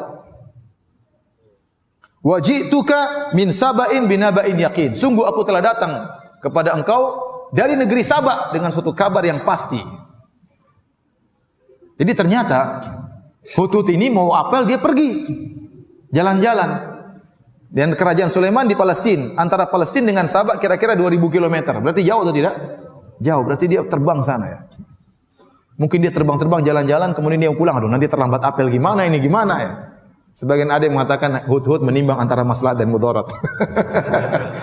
Kalau saya pulang cepat, apel tepat, ada kabar yang tidak saya dapatkan. Tapi kalau saya terlambat, resikonya mungkin disiksa oleh Sulaiman, tapi ada berita yang penting harus saya dapatkan. Dan dia menimbang, akhirnya dia milih terlambat, enggak ada masalah, menempuh mudarat lebih kecil demi mendapatkan maslahat yang besar. Waktu burung Hudhud pun datang ketemu Sulaiman, dia tidak banyak omong, dia bilang, "Sebentar aja, saya tadi jalan-jalan ke Sabah, ada lewat sungai, lewat gunung, kelamaan segera disembelih kalau ngomong kayak gini." Jadi ada orang kalau ketemu kita ngobrol tuh kanan kiri belok kanan belok kiri, intinya cuma apa? Sedikit. Ya. Kalau kita tahu orang depan kita sibuk, jangan belok kanan belok kiri, langsung Sulaiman lagi sibuk-sibuk seperti ini alaihissalam, kemudian mau cerita, "Oh tadi saya lewat ke ini, lewat gunung, lewat mata air, kemudian ada ini." Keburu disembelih sama Sulaiman. Dia datang langsung ngobrol pada intinya. "Ahattu bima lam tuhitu bih." Saya punya ilmu yang kau tidak punya wahai Sulaiman. "Wa ji'tuka min saba'in binaba'in yaqin." Saya datang dari negeri Sabah dengan suatu berita yang penting, berita yang pasti benarnya. Kemudian dia bercerita langsung to the point. Ya, siapa namanya? Hudhud ya. Karena sebagian orang, saya pernah ngisi pengajian, orang tanya, lah mukadimahnya lama sekali, saya enggak tahu pertanyaannya. Sampai jamaah protes. Mas, intinya apa mas? Intinya apa? Muter kanan, muter kiri nih. Kita harus begini, harus berbakti sama orang tua. Harus cerita dulu dia berbakti sama orang tuanya. Intinya apa pertanyaannya? Kalau tanya yang di antara kecerdasan seorang, dia bertanya dengan yang tertentu, yang pertanyaannya benar. Kalau yang muter kanan, muter kiri, belok kanan, belok kiri, maju mundur, maju belakang, ngalor ngidul itu, pertanyaan ternyata cuma sedikit. Ini orang ini nggak beres ini. Berarti ya enggak. Dia harus tahu banyak orang waktunya terbatas, banyak orang waktunya mahal. Maka kita jangan buang-buang waktu orang. Taib. Maka burung Hudhud langsung menyampaikan intinya. Dia mengatakan, "Inni wajadtu imra'atan tamlikuhum wa utiyat min kulli syai'in wa laha 'arsyun 'azim." Sungguhnya aku mendapati di negeri Sabah ada seorang ratu, malikah, seorang ratu. Tamlikuhum, yang menguasai rakyatnya di kerajaan Sabah. Wa utiyat min kulli syai', dan dia diberikan segala sesuatu. Artinya ratu ini sangat kaya raya. Semua namanya keperluan seorang raja ada padanya. Walaha 'arsyun 'azim. Kemudian Hudhud menyebutkan tentang salah satu harta yang istimewa milik sang ratu, yaitu dia memiliki singgasana yang megah, singgasana yang besar. Arsyun azim. Kemudian dia berkata, wajadtuha wa qaumaha yasjuduna lisyamsi min dunillah, dan aku mendapati sang ratu, konon namanya Ratu Bilqis, dan kaumnya sujud kepada matahari dan tidak sujud kepada Allah Subhanahu wa taala. Wa zayyana lahumus syaitanu a'malahum, dan syaitan telah menghiasi perbuatan mereka. Fasaddahum 'anis sabil, sehingga syaitan menghalangi mereka dari jalan menuju Allah. Fahum la yahtadun, dan mereka tidak dapat petunjuk dari Allah Subhanahu wa taala. Alla yasjudu lillahi alladhi yukhrijul khaba'a fis samawati wal ard wa ya'lamu ma tukhfuna wa ma tu'linun. Dan setan menyuruh mereka agar tidak menyembah Allah yang mengeluarkan apa yang terpendam di langit dan di bumi, dan yang mengetahui apa yang kalian tampakkan dan apa yang kalian sembunyikan. Allahu la ilaha illahu rabbul arsyil azim. Dialah Allah Subhanahu wa taala yang tidak berhak disembah kecuali Allah, dan dialah pemilik arsy yang agung. Inilah kisah atau laporan dari burung hudhud kepada Sulaiman akibat keterlambatan dia. Ya. Ternyata burung hudhud terlambat demi untuk menyampaikan informasi tentang ada kesyirikan yang terjadi di negeri yang lain, negeri Sabah, kira-kira 2000 km dari Palestina. Burung hudhud, dan dia seekor burung, dia tidak terima ada kesyirikan di atas muka bumi. Dia tidak terima ada kesyirikan di muka bumi. Dia merasa gelisah ada kesyirikan tersebut. Harus dia laporkan kepada Sulaiman, meskipun resikonya dia akan disembelih atau dicabut bulu-bulunya. Tidak ada masalah. Ini kesyirikan harus saya sampaikan kepada Sulaiman. Sementara sebagian orang sekarang ada kesyirikan malah dilestarikan untuk mendatangkan wisata, untuk mendatangkan devisa dan macam-macamnya. Tidak boleh. Kesyirikan harus dihilangkan. Ini tradisi. Apa kata orang tua? Ini kalau kesyirikan tradisi harus dihilangkan, diganti dengan tradisi. Oleh karenanya burung hudhud tidak terima tatkala ada kesyirikan, dan dia lapor kepada Nabi Sulaiman. Ternyata ratu tersebut dan anak buahnya dan rakyatnya menyembah apa? Menyembah matahari, menyembah matahari. Dan di antara hal yang istimewa dari ratu tersebut, dia memiliki singgasana yang megah. Setelah dilaporkan kepada Sulaiman, apa komentar Nabi Sulaiman? Nabi Sulaiman tidak langsung terima berita dari hudhud. Kata Nabi Sulaiman, qala sananzur asadaqata am kunta minal kadhibin. Kita lihat wahai hudhud, kamu ini benar apa enggak benar? Kalau enggak benar, siap dicabut bulunya. Ini dalil yang sangat kuat. Nabi Sulaiman tidak tahu ilmu gaib. Kalau Nabi Sulaiman tahu, tidak perlu laporan dari hudhud. Saya sudah tahu, tadi kamu jalan kemana-mana, saya tahu. Kamu tadi ke sana kan? Nabi Sulaiman tidak tahu. Padahal pasukannya jin. Padahal ifrit di bawah perintah Nabi Sulaiman. Dan Nabi Sulaiman tidak tahu apa yang dilakukan oleh hudhud. Dia hadir atau tidak hadir. Dia kemana, Nabi Sulaiman tidak tahu. Dia tidak tahu ada negeri Sabah. Dia tidak tahu ada namanya Ratu Bilqis yang menyembah matahari. Dia tidak tahu. Sebagaimana Nabi Yakub, waktu anaknya Yusuf hilang, entah kemana, dia tidak tahu, tiap hari menangis. Setelah belasan tahun baru dipertemukan kembali oleh Allah antara Nabi Yakub dengan siapa? Nabi Yusuf. Dia tidak tahu ilmu gaib. Kemudian datanglah orang sekarang, oh saya tahu barang hilang di mana, saya tahu. Enggak mungkin itu kecuali pakai jin. Itu pakai jin. Ini dalil para anbiya tidak tahu ilmu gaib. Jangankan masa depan, masa sekarang yang di luar kemampuan mereka, mereka tidak tahu. Saya katakan tadi, Nabi Yakub tidak tahu Yusuf kemana. Dia nangis terus, padahal dia tidak tahu Nabi Yusuf sudah jadi menteri di Mesir. Dia tidak tahu. Nangis sampai matanya buta, Nabi Yakub alaihissalam. Kalau dia tahu anaknya sudah jadi menteri, ngapain dia nangis? Dia tidak tahu. Ini Nabi Sulaiman dilaporkan oleh hudhud. Nabi Sulaiman masih berkata, "Nanzur, kita lihat dulu wahai hudhud. Saya tidak terima perkataanmu langsung. Saya tidak membenarkan langsung laporanmu. Asadaqata am kunta minal kadhibin." Cek dulu, kamu jujur atau kamu dusta. Kemudian kata Nabi Sulaiman, bagaimana cara mengecek itu ada atau tidak? Kata Nabi Sulaiman, "Idhhab bi kitabi hadza fa alqih ilaihim thumma tawalla anhum fanzur madza yarji'un." Kata Nabi Sulaiman, "Wahai hudhud, pergilah bawalah suratku ini. Jatuhkanlah suratku ini kepada mereka dan pergilah dari mereka, lalu perhatikanlah apa yang sedang mereka diskusikan. Bagaimana sikap mereka menghadapi surat ini." Akhirnya hudhud terbang dari mana? Palestina, bawa surat. Sepenggal kertas dibawa surat terbang. Terus lewat sampai masuk ke dalam kerajaan Ratu Bilqis, sampai di kamarnya Ratu Bilqis. Kemudian surat tersebut dilemparkan ke dalam kamar Ratu Balqis. Ratu Balqis lihat ada selembaran surat jatuh. Dibuka, ternyata dari siapa? Nabi Sulaiman alaihissalam. Apa isinya? Innahu min Sulaiman wa innahu bismillahirrahmanirrahim. Sungguhnya ini dari Sulaiman dan sungguhnya bismillahirrahmanirrahim. Allah ta'alu alayya wa'tuni muslimin. Ya janganlah kalian berlaku sombong di hadapanku. Datanglah serahkan diri kalian dalam kondisi Islam. Surat singkat tapi tegas sekali. Ya, isinya cuma apa? 2 kalimat. Allah ta'alu alayya wa'tuni muslimin. Jangan sombong, datang sini masuk Islam. Mengerikan. Tetapi waktu Ratu Bilqis baca surat itu, kemudian dia datang kepada rakyatnya, apa yang dia katakan? Dia mengatakan, qalat ya ayyuhal mala'u inni ulqiya ilayya kitabun karim. Wahai rakyatku, wahai pembesar-pembesarku, sungguhnya telah dilemparkan kepadaku suatu surat yang mulia. Dia puji surat tersebut. Dia katakan surat yang mulia. Kenapa surat ini aneh? Ratu Bilqis tinggal di istana, kira-kira di pagar apa di tengah-tengah? Kamarnya kira-kira dekat pagar hansip atau di tengah-tengah? Hah? Ratu Bilqis kamarnya di mana? Di tengah-tengah lah. Untuk bisa sampai ke Ratu Bilqis harus melewati berbagai macam puluhan mungkin apa? Pengawal. Ya, tidak mungkin mau ketemu Ratu Bilqis gampang, apalagi masuk di kamarnya enggak gampang. Ya. Tapi ternyata surat itu bisa sampai melewati pasukannya yang begitu banyak. Kalau cuma di pinggir bisa dilempar gitu, enggak. Ya, enggak, ini tengah-tengah kamarnya tapi ternyata surat tersebut bisa sampai. Ini menakjubkan. Tidak sembarang surat bisa sampai ke kamar Ratu Bilqis. Harusnya lewat pengawal 1, pengawal 2, pasukan 1, pasukan 2 baru kemudian bisa sampai ke Ratu Bilqis. Kemudian tentunya Ratu Bilqis sudah dengar tentang Nabi Sulaiman. Nabi Sulaiman terkenal, ya, terkenal.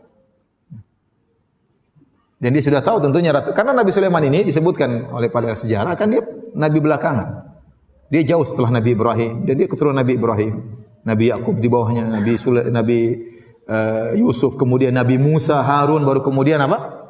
Nabi Sulaiman belakangan. Ada yang mengatakan dia hidup kira-kira 1000 tahun sebelum Masehi. Kira-kira 1000 tahun sebelum apa? Masehi. Ya. Jadi tentunya Ratu Bilqis sudah dengar tentang Arab, apa itu Arab, dan dia tinggal di Jazirah Arab di Yaman, tentang Ka'bah dan yang lainnya. Tentunya dia sudah dengar. Dan dia sudah dengar tentang kekuasaan Sulaiman. Maka waktu datang Sulaiman padahal isinya tantangan, isinya ancaman, dia mengatakan ulqiya ilayya kitabun karim. Sungguh telah dilemparkan kepadaku surat yang mulia. Isinya tadi, innahu min Sulaiman wa innahu bismillahirrahmanirrahim. Allah ta'alu alayya wa atuni muslimin. Dari Sulaiman bismillahirrahmanirrahim, jangan sombong, datang serahkan diri masuk Islam. Kemudian Ratu Bilqis berkata, qalat ya ayyuhal mala'u aftuni fi amri ma kuntu qati'atan amran hatta tashhadun. Kata Ratu Bilqis, wahai anak buahku sekalian, wahai para pembesar-pembesar, wahai para menteri, berilah pendapat kalian kepadaku. Saya tidak bisa memutuskan perkara sampai kalian bermusyawarah dengan kalian. Bagaimana menurut pendapat kalian? Apa yang harus saya lakukan? Mereka namanya menteri-menteri, mereka harus tunjukkan mereka hebat. Enggak mungkin oh sudah ratu, udah kita ngalah aja, enggak mungkin ya. Menteri-menteri loyo seperti ini. Mereka tunjukkan mereka kuat. Kata Allah, mereka berkata, qalu nahnu ulu quwwatin wa ulu ba'sin syadidin wal amru ilayki fanzuri madza ta'murin. Kata mereka, kami ini wahai Bilqis, pasukan yang kuat dan persenjataan kita juga kuat. Jangan khawatir. Perkaranya kembali kepada engkau. Perintahkan saja kami akan kerjakan. Tapi kalau bicara tentang kekuatan jangan ragu. Kita ini apa? Kuat. Pasukan banyak, kuat, persenjataan kuat. Namun Ratu Bilqis namanya perempuan goyang juga. Dia juga takut ya. Sulaiman luar biasa. Dia pasti sudah dengar tentang apa? Sulaiman, tentang hebatnya Sulaiman. Maka dia mengatakan, qalat innal muluka idza dakhalu qaryatan afsaduha wa ja'alu a'izzata ahliha adilla wa kadzalika yaf'alun. Tadi wahai pembesar-pembesarku, ingat, raja-raja itu kalau sudah masuk di satu negeri, dia akan merusak negeri tersebut. Seakan-akan dia berkata, ingat Sulaiman ini nanti kalau masuk di sini ke negeri Saba, negeri kita akan hancur. Wa ja'alu a'izzata ahliha adillah, dan orang-orang yang pejabat-pejabat di negeri tersebut, orang-orang yang mulia di negeri tersebut akan dijadikan hina oleh raja-raja tersebut. Wa kadzalika yaf'alun, dan demikianlah mereka akan lakukan kepada kita, kata Bilqis. Jadi Ratu Bilqis kurang setuju dengan ide perlawanan. Dia perempuan juga ngapain perang-perang ya. Maka dia punya ide yang lain. Dia berkata, dan ini menunjukkan cerdasnya Ratu Bilqis. Wa inni mursilatun ilaihim bihadiyatin fanadhiratun bima yarji'ul mursalun. Saya punya ide wahai anak buahku, saya akan mengirim hadiah yang banyak. Emas, perak, berlian, intan semua dibawa oleh orang banyak. Akan saya kirimkan hadiah kepada Sulaiman. Dan saya akan tunggu bagaimana berita yang dibawa oleh utusan-utusanku, bagaimana sikap Sulaiman terhadap hadiah tersebut. Jadi sebagian ulama mengatakan Ratu Bilqis ini ingin ngecek Sulaiman ini inginnya dunia atau memang dia bicara tentang akhirat. Dan dia tahu hadiah itu punya pengaruh. Kalau hadiah Sulaiman terima, kita perang. Seakan-akan dia berkata demikian. Kalau Sulaiman menerima hadiah kita perang. Ya, atau paling tidak dia lembut atau yang. Tapi kalau dia tidak terima hadiah kita, urusannya lain. Berarti dia serius tentang masalah agama. Karena dia mengatakan datanglah dalam kondisi apa? Islam. Dalam surat tersebut Sulaiman bicara tentang agama, bukan tentang dunia. Disuruh masuk apa? Islam. Berarti dia bicara tentang agama. Nah, kalau ternyata dia terima hadiah, berarti dia tidak berbicara tentang agama. Itu hanya sekedar bingkai, tapi isinya bukan masalah agama. Sebagaimana sebagian orang bicara tentang agama, ternyata intinya dunia, bukan perkara agama. Agama tersebut dia hanya dijadikan apa? Bingkai, bungkusan untuk perkara dunia yang ingin dia perjuangkan, bukan masalah agama. Maka dites oleh Ratu Bilqis. Ini cerdasnya Ratu Bilqis. Pertama dia tahu hadiah itu punya pengaruh. Ya. Yang kedua dia ingin mengecek Sulaiman ini bicara dunia atau bicara agama.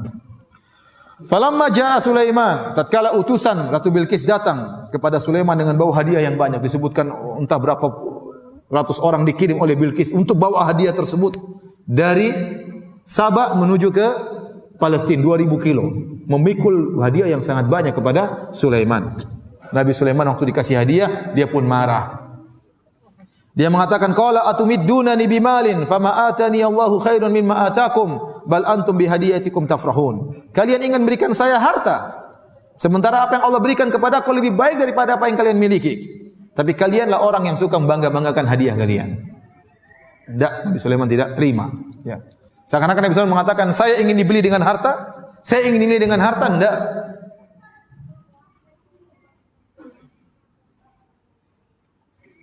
Saya baru dengar seorang pejabat yang kemudian berkata, ya, saya ditawarin sekian miliar hanya untuk satu peraturan, merubah satu peraturan. Maka saya kumpulkan pegawai saya, dia bilang, kalau mereka bisa nilai kita dengan rupiah, kita enggak ada nilainya. Jangan sampai kita dinilai dengan apa? Rupiah. Ada pejabat yang ngomong gitu sama saya. Oleh karenanya, Sulaiman mengajarkan kepada mereka, ya, saya tidak bisa dinilai dengan duit, saya tidak bisa dinilai dengan harta. Apa yang Allah berikan kepada saya lebih baik daripada apa yang kalian miliki. Kalian saja yang bangga-banggaan kalau sudah kasih hadiah sama orang. Kemudian kata Nabi Sulaiman, irji ilaihim, pulanglah engkau kepada ratumu. Falanatiyannahum bijunudin la qibala lahum biha. Kami akan kirim pasukan menyerang mereka yang mereka tidak bisa melawan pasukan kami. Wala nukhrijannahum minha adillah wa hum saghirun. Sungguh kami akan mengusir mereka dari negeri mereka dalam kondisi hina, dalam kondisi rendah. Dan Nabi Sulaiman tahu pasti Ratu Bilqis ketakutan. Akhirnya mereka pulang dan mereka ketakutan dengan ancaman Nabi Sulaiman, dan Nabi Sulaiman tahu ini Bilqis pasti datang menyerahkan dirinya. Maka Nabi Sulaiman kemudian punya rencana lain.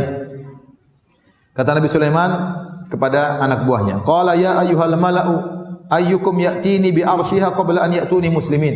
Kata Nabi Sulaiman, wahai anak buahku, siapa di antara kalian yang bisa mendatangkan singgasananya yang disebut oleh Hutut itu? Hadirkan ke sini sebelum mereka datang.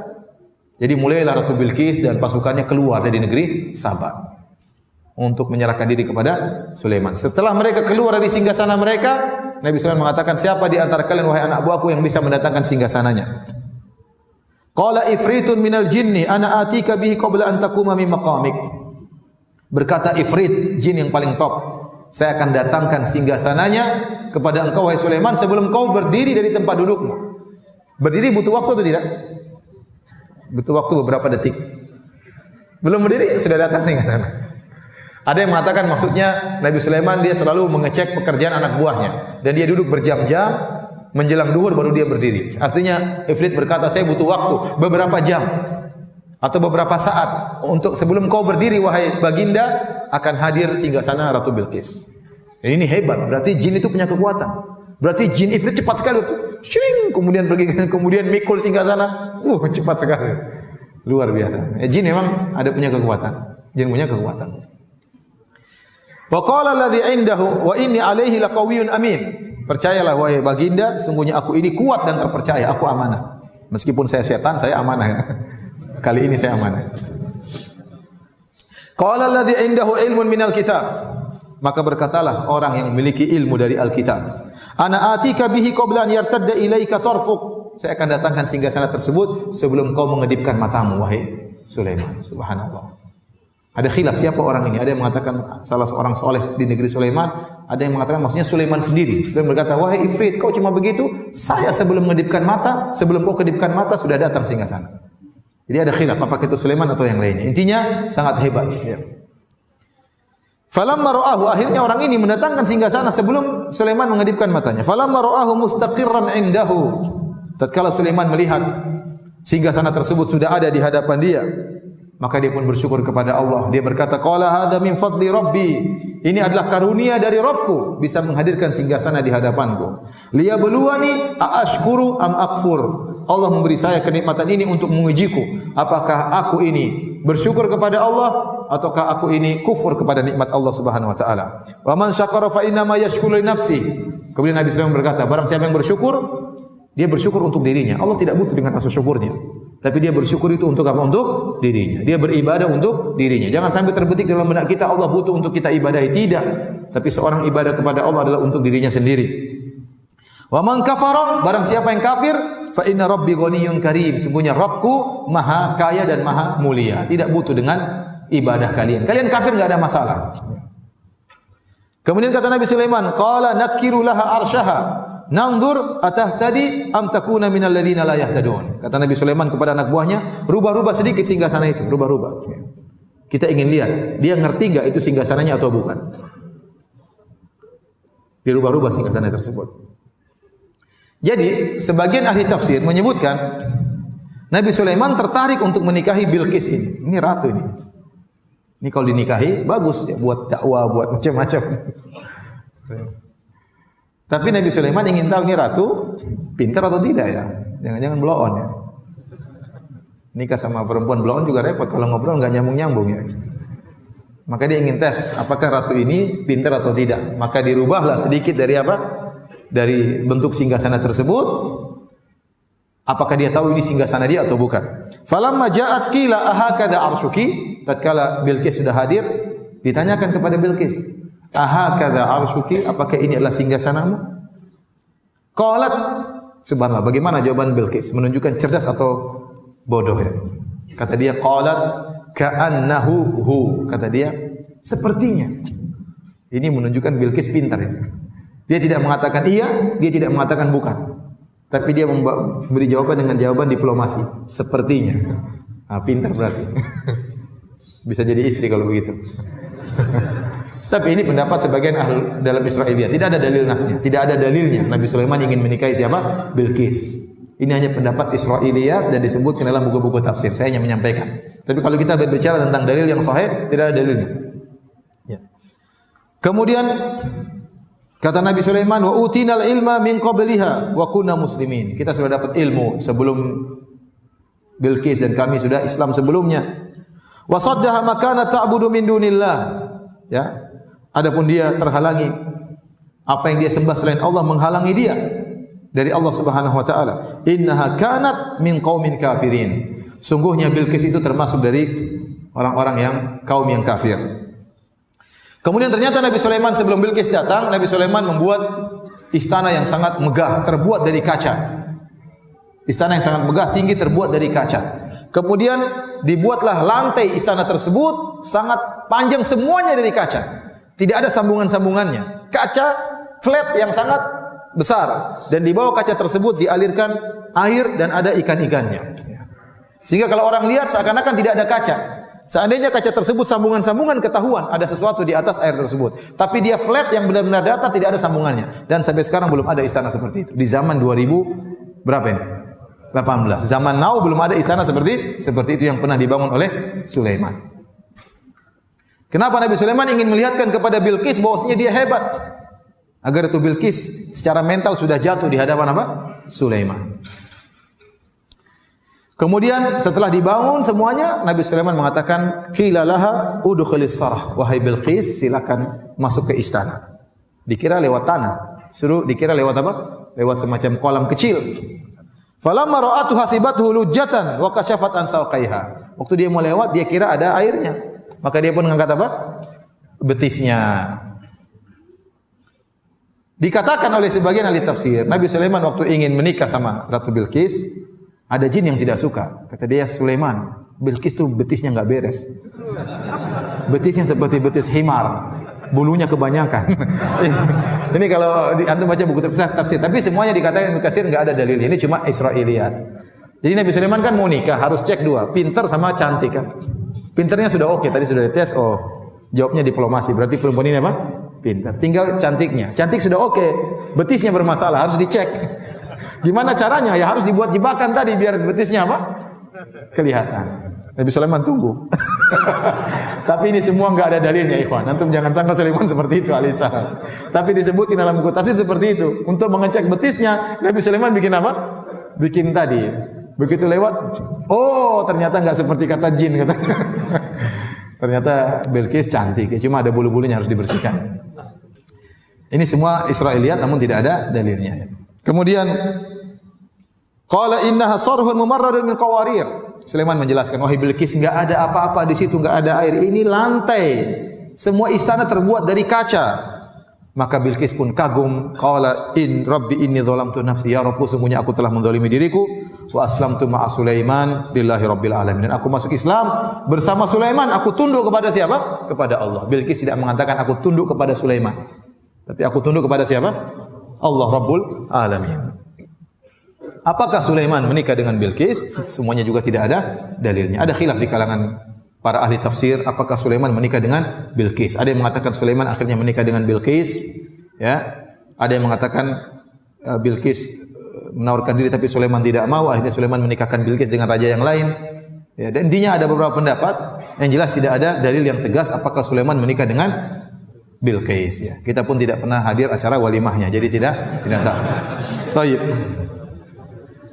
Bagaimana ya kesudahan Nabi Sulaiman?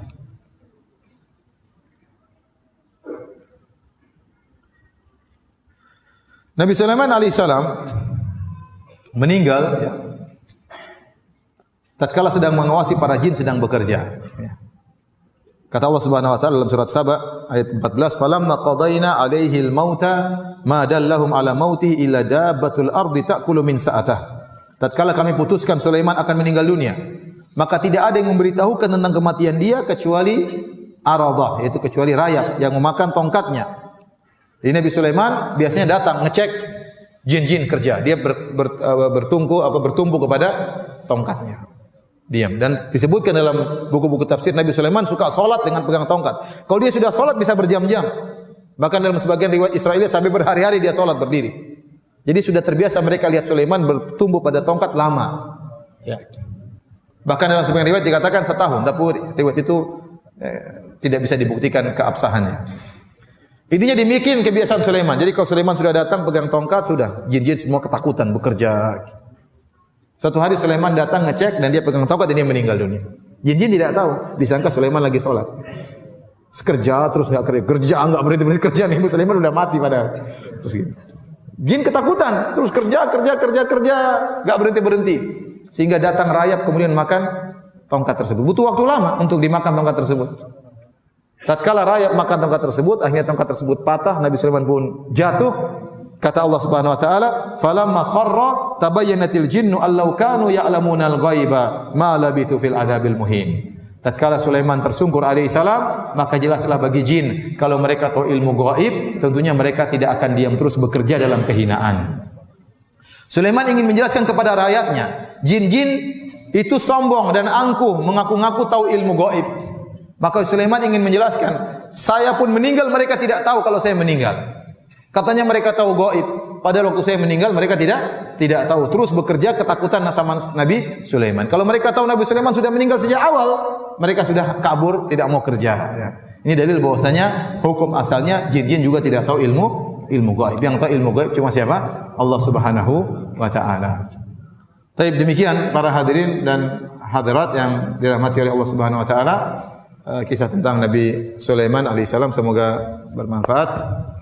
Kalau ada yang bertanya saya persilahkan. Allah taala alam bisawab.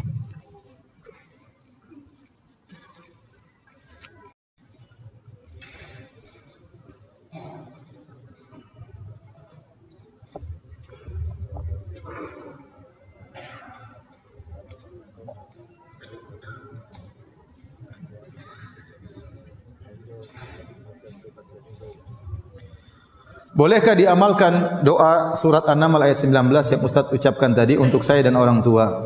Bagaimana kalau orang tua sudah meninggal? Enggak ada masalah ya. Kita berdoa, ya Rabbi auzi'ni an ashkura ni'mataka allati an'amta alayya wa ala walidayya wa an a'mala salihan tarda. Wa aslih li fi dzurriyyati. Ya, enggak ada masalah. Ini doa yang kita boleh cuplik, kita boleh doa dalam doa-doa kita. Demikian juga doa-doa Nabi yang lain. Seperti doanya Nabi Adam, Rabbana zalamna anfusana wa illam taghfir lana wa tarhamna lanakunanna minal khasirin. Ini doa yang bisa kita ucapkan. Dari Rabbi auzi'ni an ashkura ni'mataka allati an'amta alayya, ya Allah, ilhamkanlah kepadaku untuk agar aku bisa bersyukur atas nikmat yang Kau berikan kepadaku dan kepada kedua orang tuaku, dan agar aku bisa beramal saleh yang Kau ridhai. Seperti doanya Nabi Ibrahim, Rabbi ja'alni muqimas salati wa min dzurriyyati. Ya Allah, jadikanlah aku penegak salat, demikian juga anak-anakku, jadikanlah mereka penegak salat. Demikian juga Rabb wajubni wa junubni wa bani anak budal asnam. Ya Rabbku, jauhkanlah aku dan anak keturunanku dari penyembahan berhala, dari kesyirikan. Tapi kalau doa Nabi Sulaiman yang satunya enggak boleh. Rabbi firli wa habli mulkan la yanbaghi li ahadin min ba'di. Ya Allah, anugerahkan aku kerajaan yang tidak boleh seorang pun itu enggak boleh. Itu khusus Nabi Sulaiman. Antum enggak boleh doa dengan doa tersebut. Tidak bakalan dikabulkan ya.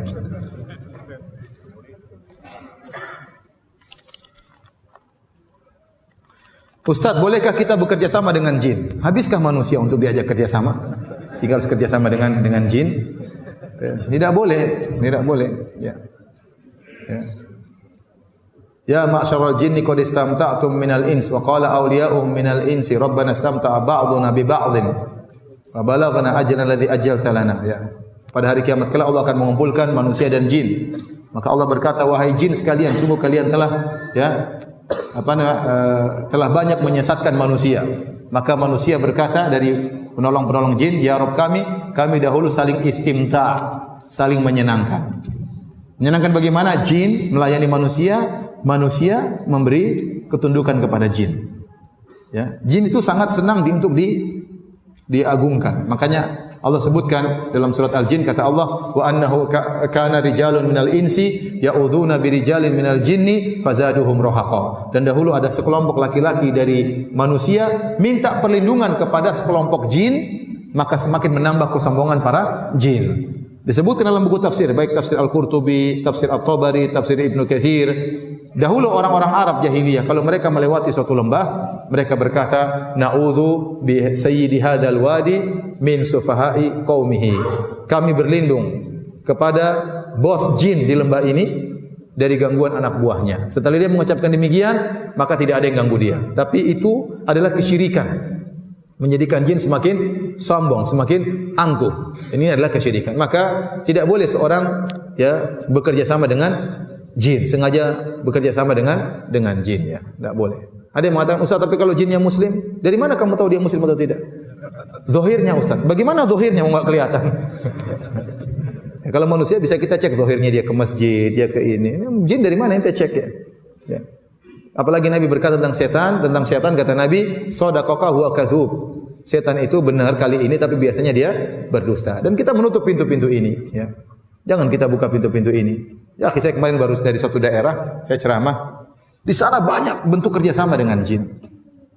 Di antara cerita yang lucu, ya. Jadi ada kawan ini juga ustadz ya, cerita. Jadi dia punya paman,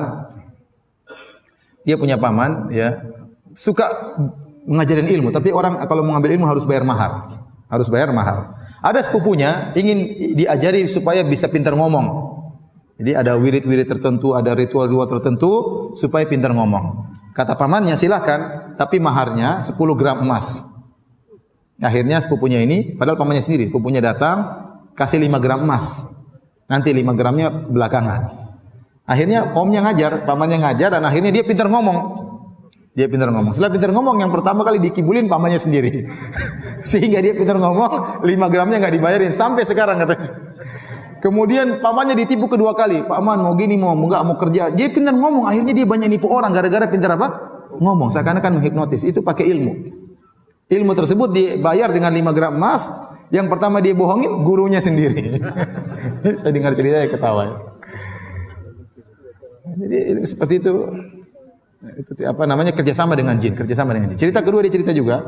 Jadi kakeknya punya pisau. Pisau ini pisau yang luar biasa sakti.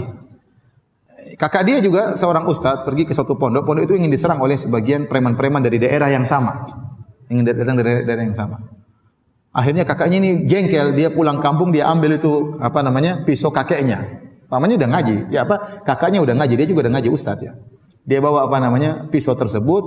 Pas tiba-tiba preman-preman tersebut datang dari kampung yang sama, dia bilang, kalian mau lawan saya? Ini pisau saya ambil dari kampung saya. Ayo, berani nggak? Nggak ada yang berani. Nggak ada yang berani. Takut sama pisau tersebut. Akhirnya pisaunya lupa dia bawa pulang. Kakeknya di kampung sakit-sakitan, gatal-gatal, bengkak-bengkak. Kata dia, mana itu pisau? Tidak dikasih makan. Saya kesakitan sekarang. Suruh bawa pulang. Subhanallah. Jadi seperti itu. Jadi jinnya harus dipelihara harusnya. Khodam dipelihara, dikasih mahar, dikasih macam-macam, ada wirid-wirid tertentu. Ini semua wirid-wirid bid'ah yang tidak pernah diajarkan oleh Nabi sallallahu alaihi wasallam. Jadi saya katakan, jangan membuka pintu kerjasama dengan jin. Kalau ternyata kerjasama dengan jin boleh, maka yang lebih utama Nabi dan para sahabat bekerjasama dengan jin. Mereka sangat perlu dengan jin dalam perang Badar, dalam perang Khandaq, dalam perang Uhud, dalam perang-perang yang lainnya. Namun mereka tidak pernah bekerjasama dengan jin. Wallahu ta'ala alam bisawab.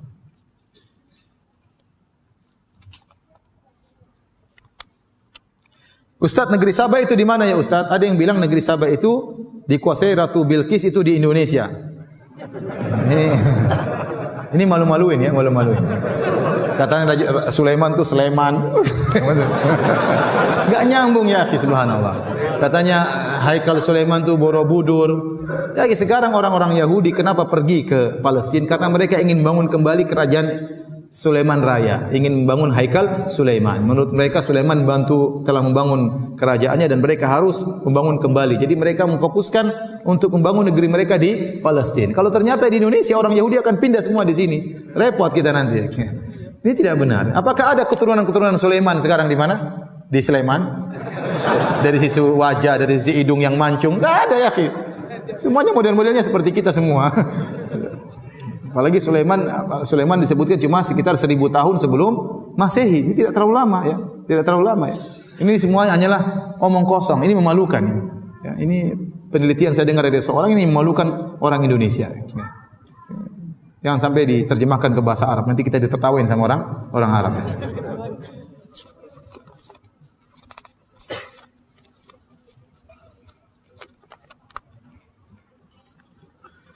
Ini ada bertanya, apakah iblis termasuk jin dan syaitan? Jadi iblis, ada istilah iblis, ada jin, ada syaitan. Makhluk ya ada 3, jin, manusia, malaikat. Jin, manusia dan apa? Malaikat. Manusia ada 2, ada manusia baik, ada manusia yang buruk. Manusia buruk disebut juga syaitan. Manusia buruk disebut juga apa? Syaitan. Syayatinal insi wal jinni, kata Allah, syaitan, jin dan manusia. Jin pun demikian, ada jin baik dan jin buruk. Jin buruk namanya apa? Syaitan. Jadi syaitan itu untuk yang buruk, baik dari kalangan manusia maupun kalangan jin. Adapun iblis salah satu dari jin. Yang iblis inilah satu-satunya jin yang ditunda kematiannya. Dia yang masih hidup sampai sekarang. Umurnya entah sudah berapa puluh ribu tahun ya. Tapi kalau jin-jin yang lain mereka mati sebagaimana manusia. Itulah iblis, itulah jin, itulah apa? Manusia.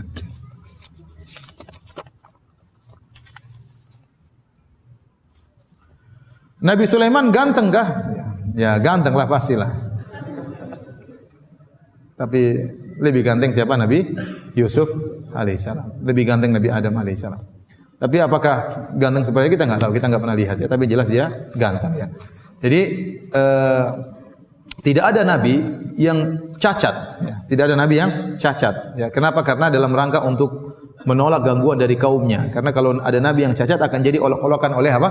Kaumnya. Tapi orang soleh, orang baik, ada yang cacat. Tapi untuk nabi tidak. Tidak ada nabi yang cacat. Seandainya Sulaiman buruk rupa, tentunya akan jadi olok-olokan dari kaumnya.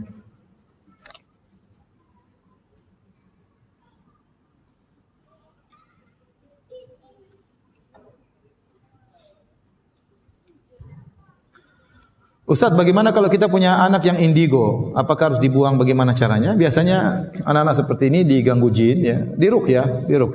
Kalau memang benar-benar mengganggu, jadi kalau ada jin dalam tubuh tidak harus dikeluarkan. Saya ingatkan, ada jin mengganggu kita masuk dalam tubuh seorang tidak harus dikeluarkan. Tapi kalau ternyata mengganggu sekali, ya, mengganggu kebahagiaan seorang, mengganggu ibadah seorang, lebih baik untuk apa? Diruqyah, dikeluarkan dari tubuhnya. Terkadang sebagian orang ada jinnya, dia keluar sendiri jinnya. Terkadang jinnya keluar sendiri. Terkadang ada yang tidak keluar perlu untuk diruqyah, ya. Tapi ada orang yang ada jinnya namun dia bisa hidup normal, ada, saya tahu juga, ya. Tetapi maksud saya tidak harus. Tapi kalau benar-benar terganggu, ya, karena jin kalau sudah masuk dalam tubuh manusia terkadang dia memberi bisikan-bisikan. Dulu ada kawan yang dia kemasukan jin Nasrani. Selalu datang ke pasir, Ustaz saya punya syubhat. Syubhatnya dari jin itu. Ya, syubhat tentang Islam, syubhat tentang hebatnya Nasrani, dan selalu karena jin itu bisik-bisikin apa? Syubhat. Dia bilang ini harus diruqyah. Ini karena jin syubhat. Jin apa? Jin syubhat.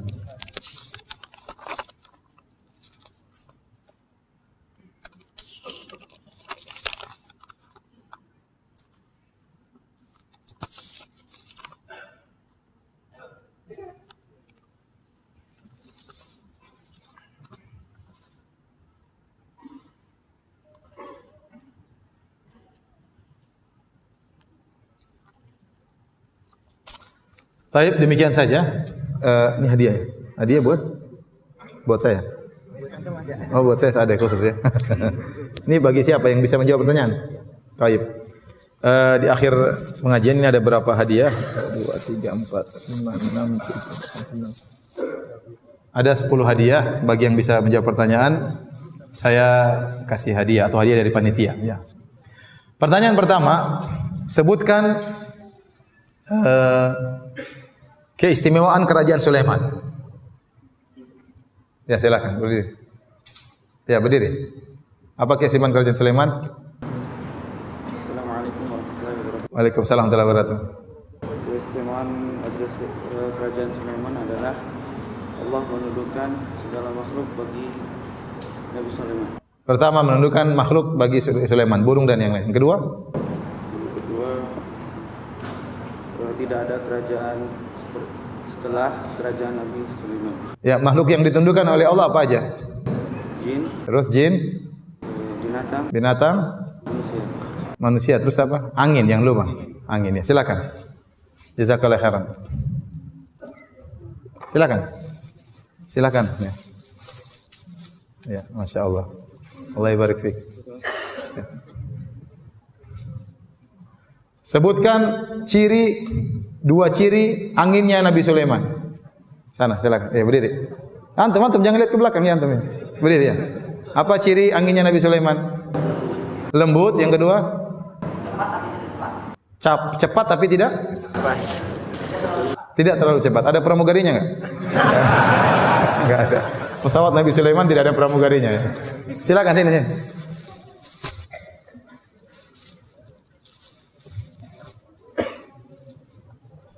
Pertanyaan berikutnya, siapa yang bisa sebutkan atau menjelaskan tentang empat yang faedah yang bisa kita ambil dari perkataan semut? Perkataan semut. Ada yang bisa jawab? Semut ngomong apa faedahnya? Ya, berdiri. Semut ngomong apa? Semut ngomong kepada semua pasukannya untuk semua temannya, bukan semua pasukannya. Semua pasukan semut. Ya. Ketua semut itu ngomong kepada semua pasukan semut untuk menghindari dari Nabi Sulaiman dan pasukannya agar mereka tidak terinjak. Iya, apa faedahnya? Faedahnya itu pertama, kenapa Nabi Sulaiman tertawa? Ya, apa sebabnya? Karena Nabi Sulaiman itu mendengar si ketua semut itu. Saya tidak bilang dia ketua semut, mungkin dia semut rakyat jelata. Pokoknya salah seekor semut. Iya, salah seekor semut. Iya. Salah seekor semut. Iya, tidak mesti dia ketua, ya, tidak mesti. Nabi Sulaiman dengar perkataannya. Kedua? Dan kedua, Nabi Sulaiman bersyukur pada Allah karena bisa mendengar salah satu semut itu. Sama, itu yang pertama. Iya, yang kedua, enggak apa terus. Faedah yang lain. Ada yang lain. Yang ketiga, Nabi Sulaiman. Semut tadi ngomong apa? Semut bicara agar semua pasukannya itu menghindari. Iya, berarti semut kasih udzur kepada siapa? Sulaiman dan pasukannya. Ya, Masya Allah. Itu yang ketiga. Yang keempat? Yang keempat itu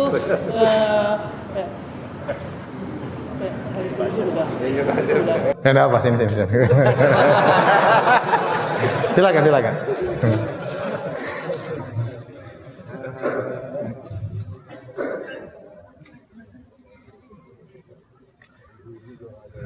Ya, itu enggak ada. Ibu-ibu adalah. Ini tinggal 4. Ini baju laki-laki semua. Coba apa keistimewaan Nabi Sulaiman? Satu aja. Dua keistimewaan Nabi Sulaiman. Dua keistimewaan Nabi Sulaiman. Kita sebut di awal-awal pengajian. Hah? Ayo, yang angkat tangan jangan ragu-ragu. Coba, antum berdiri. Ya. Apa keistimewaan ya? Berdiri. Apa keistimewaan Nabi Sulaiman?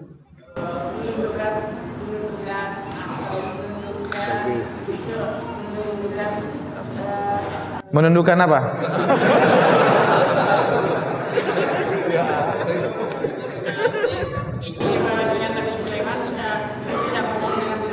Dengan binatang, terus?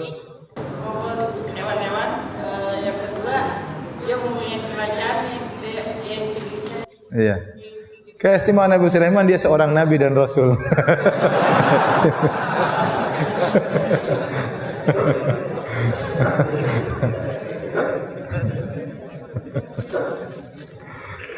Dia sering dengan celamong ngepost. Oh iya.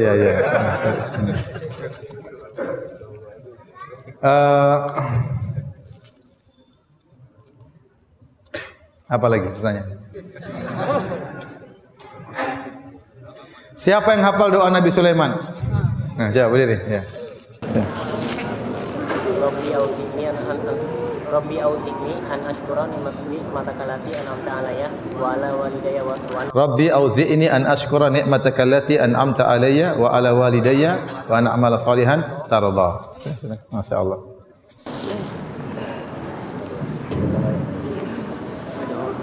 Siapa yang bisa mengulangi kisah tentang Nabi Muhammad SAW diganggu jin? Kisahnya gimana? Hah? Ya, coba. Rasulullah sedang sholat, terus Rasulullah diganggu sama jin ifrit. Lewat mana? Rasulullah cekek lehernya. Kemudian Rasulullah cekek lehernya. Kemudian Rasulullah ingin mengikatnya Sampai lidahnya keluar, Rasulullah rasa dingin lisannya. Terus?